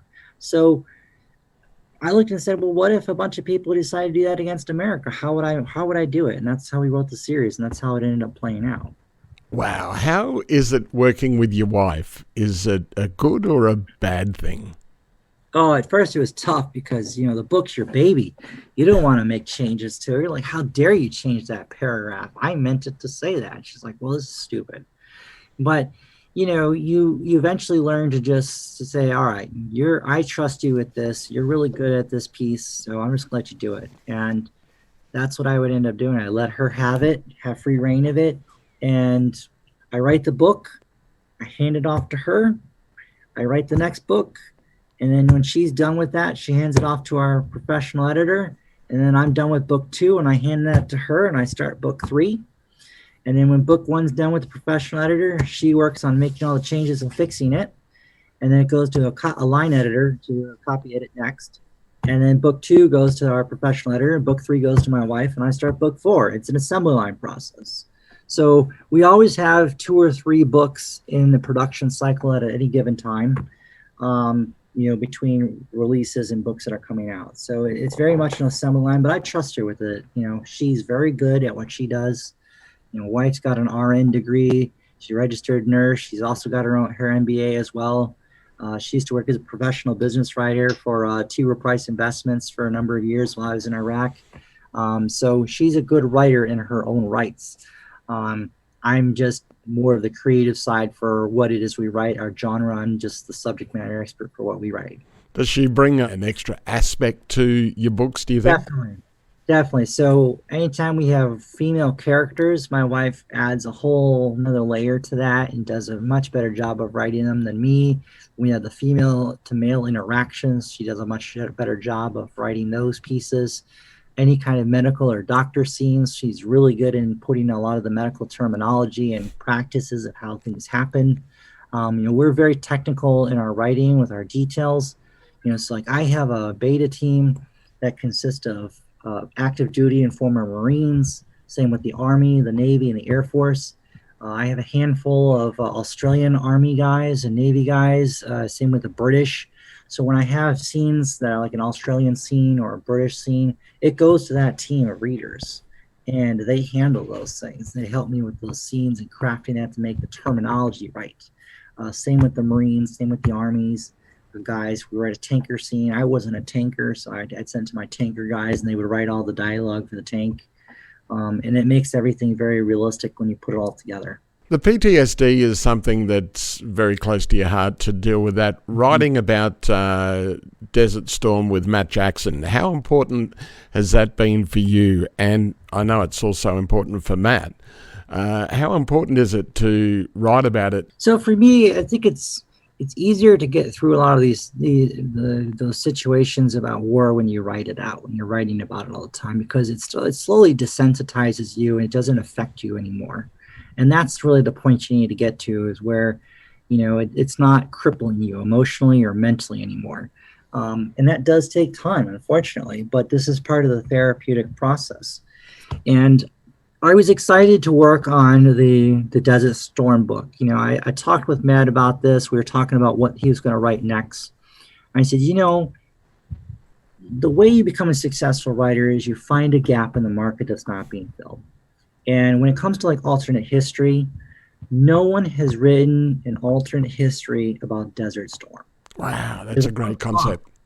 Yeah, there's a lot of talk about, well, what would have happened if Saddam had not stopped in Kuwait? What if he had just said, screw it, I'm going to cross right over into Saudi Arabia and the United Arab Emirates and just roll it all up? And he could have done that. There was nothing stopping him but himself. So our series is going to look at what would have happened if that took place. And then Matt's unit, he was a battalion commander in the 101st during that war. So we're going to actually follow his unit deployed into the war there to actually fight and stop it. So we're going to follow Matt as a commander fighting in this war with his battalion, which is going to be great because it's all his character, it's all his platoon guys, his company commanders, all of his people that he served with in the war are now going to be serving in this fictitious war with him fighting in this war. So that's going to be really cool. And then we also looked at the other aspect of what if the Soviets in their waning days decided to give the world one more FU and decided to give the Iraqis a lot of intelligence and support, encourage them to just go for broke and provide them with extra military equipment and help them out, as a last hurrah. And decide to do that. So we integrate in some of the Soviet aspects of it, of them helping them. It's still the Iraqis fighting it, but we introduce like a lot of Soviet help. Because what I didn't know when we were doing a lot of this research is during the Reagan years, Reagan had identified the soft underbelly of the Soviet Union, which was actually oil. And President Bush had accelerated the collapse of the Soviet Union by targeting the Soviet Union's oil sector. And what they had done was they collaborated with a lot of the Middle East countries to artificially depress the price of oil, which deprived the Soviet Union of oil revenues to keep them afloat. It's kind of like what we've been trying to do with Russian and Putin right now. And so the Soviets know this is going on. Part of their like, well, screw the Americans and this whole thing. We're just going to provide the Iraqis with a lot of additional support to go in, cause havoc, cause the price of oil to spike to $50 or $70 a barrel or more, and maybe this will stave off the collapse of the Soviet Union. Ultimately, it doesn't for the series, but it makes for great fiction. And so that's how this is all going to play out. It's great to see you so passionate about it. What drives you to get this passion? Do you just telling the story or making things, the way you would like to have seen them? Yeah, I mean, that's all part of it. I mean, it's just having a creative mind. It's just asking a lot of what if. And I think those were some of the skills that made me just a really good interrogator. Was I had an active imagination, was willing to always ask what if.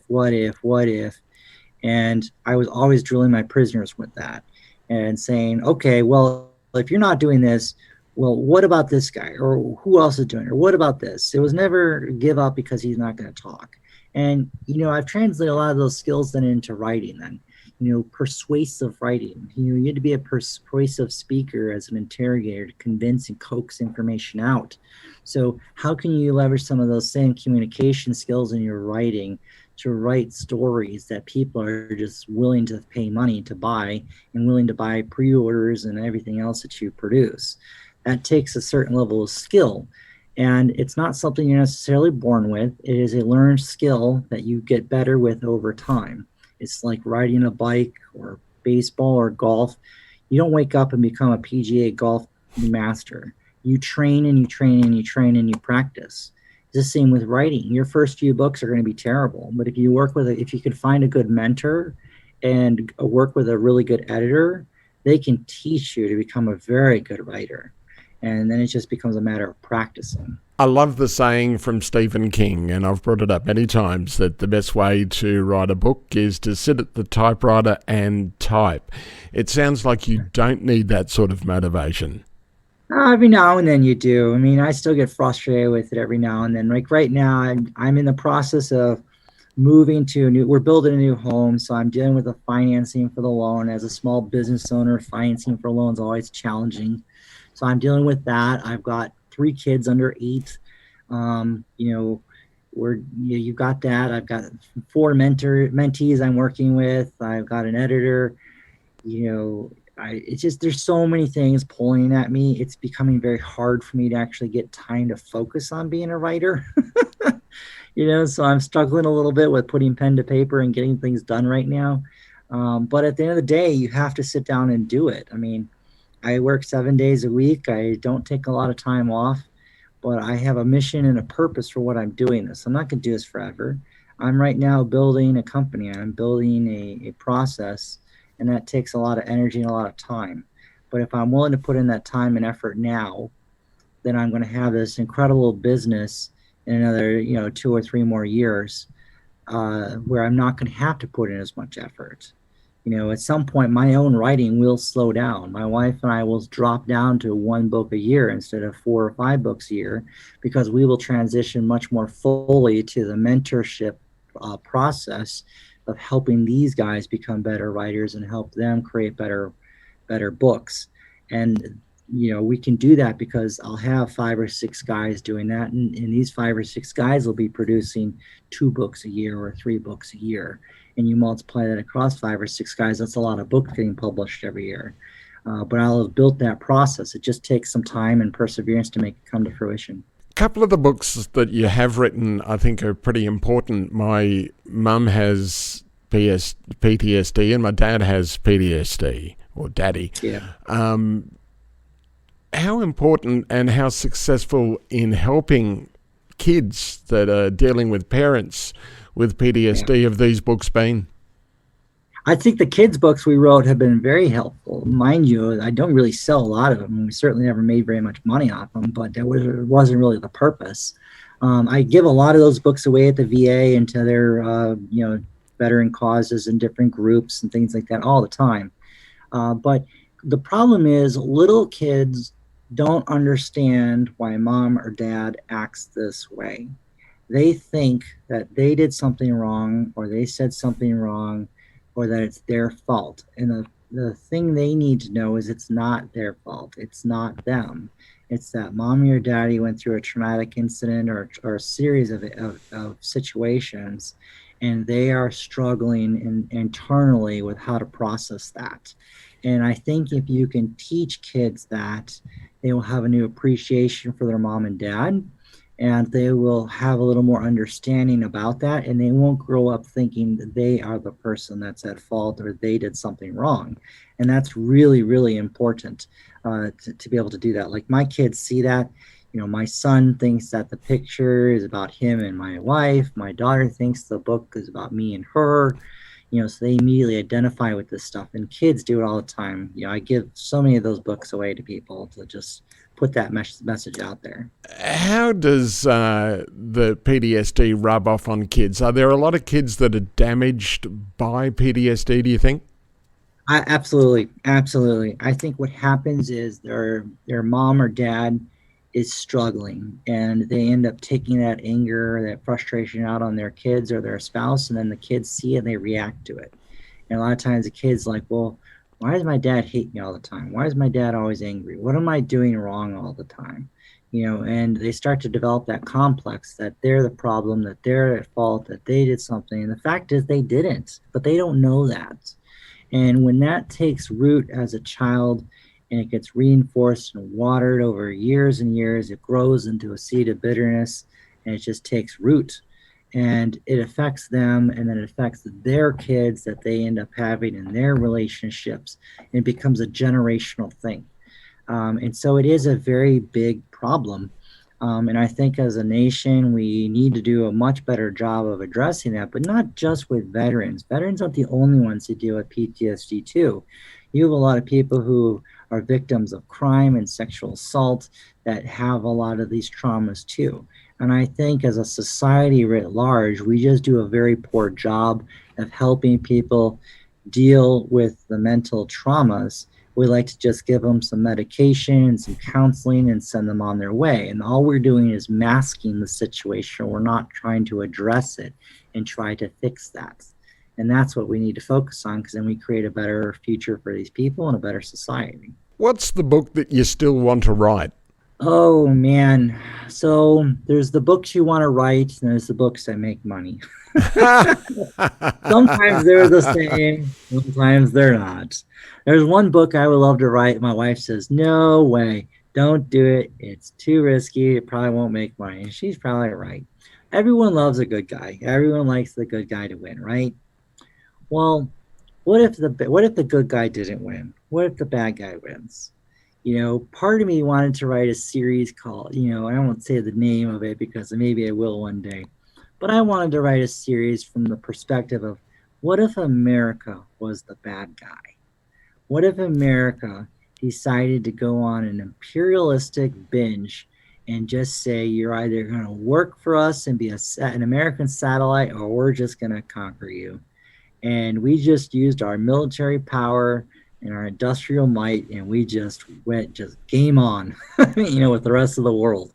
And the world has to somehow figure out how are they going to unite all these factions to combat and fight against us. And we're just not slowing down. We've got our mindset. We're going to say enough's enough. No more policemen. We're just going to take you all over, and it's going to be the America way or no way. And it'd be kind of an interesting series, but that probably, as cool and fun as it might be to write, it would not probably make money because nobody would want to read something like that. But there's been a lot of comparisons of the American Empire with the Roman Empire. Do you still see that happening? Definitely. I think I love my country. I'm willing to fight and kill for my country. I'm still willing to fight and kill for my country. But I'm telling you, I think we are unfortunately on the decline. The question is, will our country implode in the next 3 or 4 years, or will our country implode in the next 2 or 3 decades?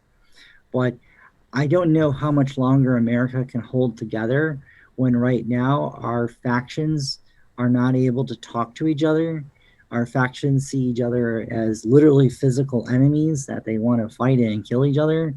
Our tech companies have determined that half of our country is not worthy of having a voice anymore, and they want to silence that majority. I believe in free speech and freedom for everyone, because I think when we have free speech, even if it's offensive speech, as long as we can hear that speech and we can counter that speech with better ideas and better ways, we can defeat it. But when we suppress speech, what ends up happening is we move that to the underground. And when that negative idea or that bad ideology has to go underground, we are unable to challenge it. We are unable to disprove it as being bad.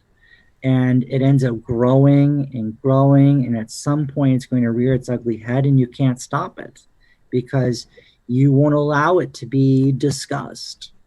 And I think that's a problem that we face now, where the tech companies have determined what they want to determine as free speech. I mean, when our tech companies can censor the president of the United States, but will actively support and condone the Ayatollah of Iran dictating and chanting for the death of an entire ethnic group of people and country, there's something wrong. When our tech companies will adhere to the whims and the requests and orders of the Chinese government, which is in all reality a modern day Third Reich, and we see nothing wrong with that, where have we come as a society? I mean, people are upset because of Trump's tweets, but people aren't saying squat about Xi Jinping and the Chinese government, which actively is running right now concentration camps, and they're killing people because of their religion.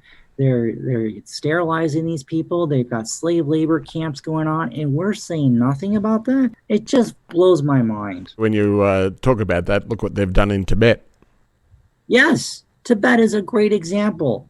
And look what they're doing with the Uyghurs and that whole part of China. I mean, most of the world's solar panels and solar production is being done with slave labor in the province where all the Uyghurs live. And we're like, oh, let's go green energy. Yeah, let's just have a bunch of people who are in slave camps working on our green energy for us so we can feel good. I mean, seriously? Would you really want to support green energy and have your solar panel if you know this thing was being built by people who are literally being worked to death? I just don't get that.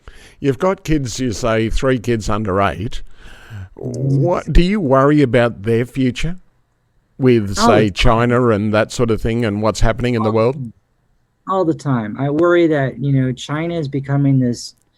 All right, so China's Belt and Road Initiative is quite nefarious when you really drill down to what it is. China will come into, say, Australia and say, okay, we're going to help you build this new $5 billion port facility. And then we're going to help build new high-speed rail for Australia. The problem is you're going to have to give a 51% ownership stake in that port, in that rail, in anything that they build, 5G networks, communications, everything. You have to give them 51% control. Well, now that they have this control, if your country says something China doesn't like, they can come in and say, hey, we want you to retract that. We want you to support our agenda. Like, well, we don't agree with that. Well, that's okay. I think the port's going to have a little bit of a problem going forward. And next thing you know, one of your provinces is being economically devastated. Or maybe your 5G network is interrupted. Or maybe your high-speed rail network's interrupted. That's the problem. China's coming in and financing needed infrastructure projects all over the world, and they're taking control of those nations' foreign policy, or at least their economic policies. And that's happening under our watch. And when China has enough countries like that, they're going to have enough satellites to do whatever they want, and nobody can say no about it. Nobody can say anything about it. It's kind of scary, though, and I've mentioned this before, about they essentially sold Darwin Harbour to the Chinese, and we fought to keep it from the Japanese, and we've essentially sold it to the Chinese. Do you think America, Australia, we're selling out? I think there are a lot of corporations in power in right now that are selling. They're selling access and selling this for a short-term gain. Because you have to understand, a lot of our politicians who are in on this too, they get the political donations, and maybe they don't benefit directly, but like Joe Biden's brother-in-law wins a contract for $100 million to do X, Y, or Z. It all goes to nepotism, all goes to someone in the family. And the challenge is they're all seeing this from a short-term gain of, well, the next 5 or 10 years, we're going to make this money. What they're not seeing or not caring about, because they won't be alive and around for it, is in 20 and 30 years, what happens next. They don't care about that. And at the end of the day, their families are going to be so well insulated with money and finances that they're going to be immune to a lot of the problems. So what do they care? What do they care if the rest of us are left having to deal with the pieces of this? They're not going to have to deal with it. And that's the challenge. That's the problem we're all facing. Your books, as you say, you've got 24 books. If someone wants to find out about them and is inspired, as we've listened and chatted, if someone wants to check out your books, how do they do that? So you can either find us on Amazon. We are exclusive on Amazon, so you can download all of our books for free with Kindle Unlimited. And then we also have our website, frontlinepublishinginc.com, and you can find our stuff on there, and it'll link you to all the sites that you can buy it as well. So that's the easiest way to find us. Are you finding that you're getting penetration further around the world as you develop? Absolutely. But that's a concerted effort on my part too. I spend a good chunk of my advertising dollars in Australia, the UK, Germany, Japan, India. I've gotten to a point now where about 35%, 40% of my monthly sales are international. I'm in the process of I've got 3 books translated in German. I'm in the process of translating my sci-fi series into Japanese and Hindi as we speak. Wow. My goal is to get to a point where my international sales encompass about 60% of my royalties. I really am focusing on building an international brand because I think the world is too big of a place to just focus domestically on the United States. I want to focus internationally. And when I write my books, all like my military roles, I integrate Australian units, I integrate British units, Japanese, I integrate units from all over the world into our conflicts because I believe in a global, making a global community like that. And I do the same with the sci-fi. We have, all the books are made so that way they're kind of cross-cultural in sci-fi especially. And so everything's, we got Japanese characters and Russian characters and Chinese characters and all this stuff like that. So that way it's very integrated globally and it works really well. When's the next book coming out? So next book is book 4 of the sci-fi series, Into the Chaos. That comes out in the end of June. So my wife is desperately trying to finish that to get it to the editor by the end of the month. And then that one comes out in June. And then we got the next thriller. Book 3 of Monroe Doctrine comes out. I think it's slated for end of September or early October, but we put that in there because we're moving, so we want some flexibility. Our target date internally for ourselves is to try to get it out in the end of August or early September. We usually release a little early. The book's written, it's done. It just needs to get to the editing process, so it's already done. Do you need to set deadlines for yourself? Is that important? Absolutely. It's that deadlines, man. You're not going to make anything. You're going to procrastinate. And I am the king of procrastination. I don't get anything done. In the writing process, how much do you get actually written in a day? It depends. So today we launched a Kickstarter for our sci-fi series. I'm creating an art book, which is going to have 95 of these really cool images. And every image depicts a scene from the book, a scene or a chapter in one of the 3 sci-fi books. So that's a really kind of a cool art book that we're creating. So that kicked off today. So half of my day has been spent promoting it and talking with other authors to promote it, getting newsletters sent out and handling all that piece. I spent probably about an hour working on finishing a scene for book 4 for my wife so she can get that in there. And then the rest of the evening is going to be spent working on book 5, a couple of the scenes to get book 5 done. So that's kind of the schedule, at least right now. I try to get about 3 to 5 hours of physical writing in a day, but there's a lot of like social interactions and marketing that also chews up another 2 to 4 hours of the day as well. How many words do you try and get? Do you try and get a quota per day? Yep, I have a daily word count. My target is 3,000 words a day. Some days I get lucky and hit 500. Some days I get on a tear and I'll hit 13,000. Wow. So it really depends on the scene, what's going on, how well things are flowing, if I'm being interrupted by my kids a lot. So today, after my kids go down, I'm going to really try to get on a tear. I have a big battle sequence that I'm writing in book 5. I think I should be able to get on a really good tear with that, and I'm hoping to knock out about 4,000 or 5,000 words tonight. Well, it has been an absolute pleasure, and I appreciate you giving us some time from your very busy schedule to share a little bit of the insight into you as an author. So, James Rosone, thanks for joining us over the bonnet. Yeah, no, and I appreciate being able to talk with you guys down in Australia. I have a handful of Australian super friends, readers and whatnot who just love our stuff down there. And, again, I mark the heck of our stuff down in Australia. It's a great country. I really look forward to getting down to Australia one of these days. It is top of my bucket list to get down there.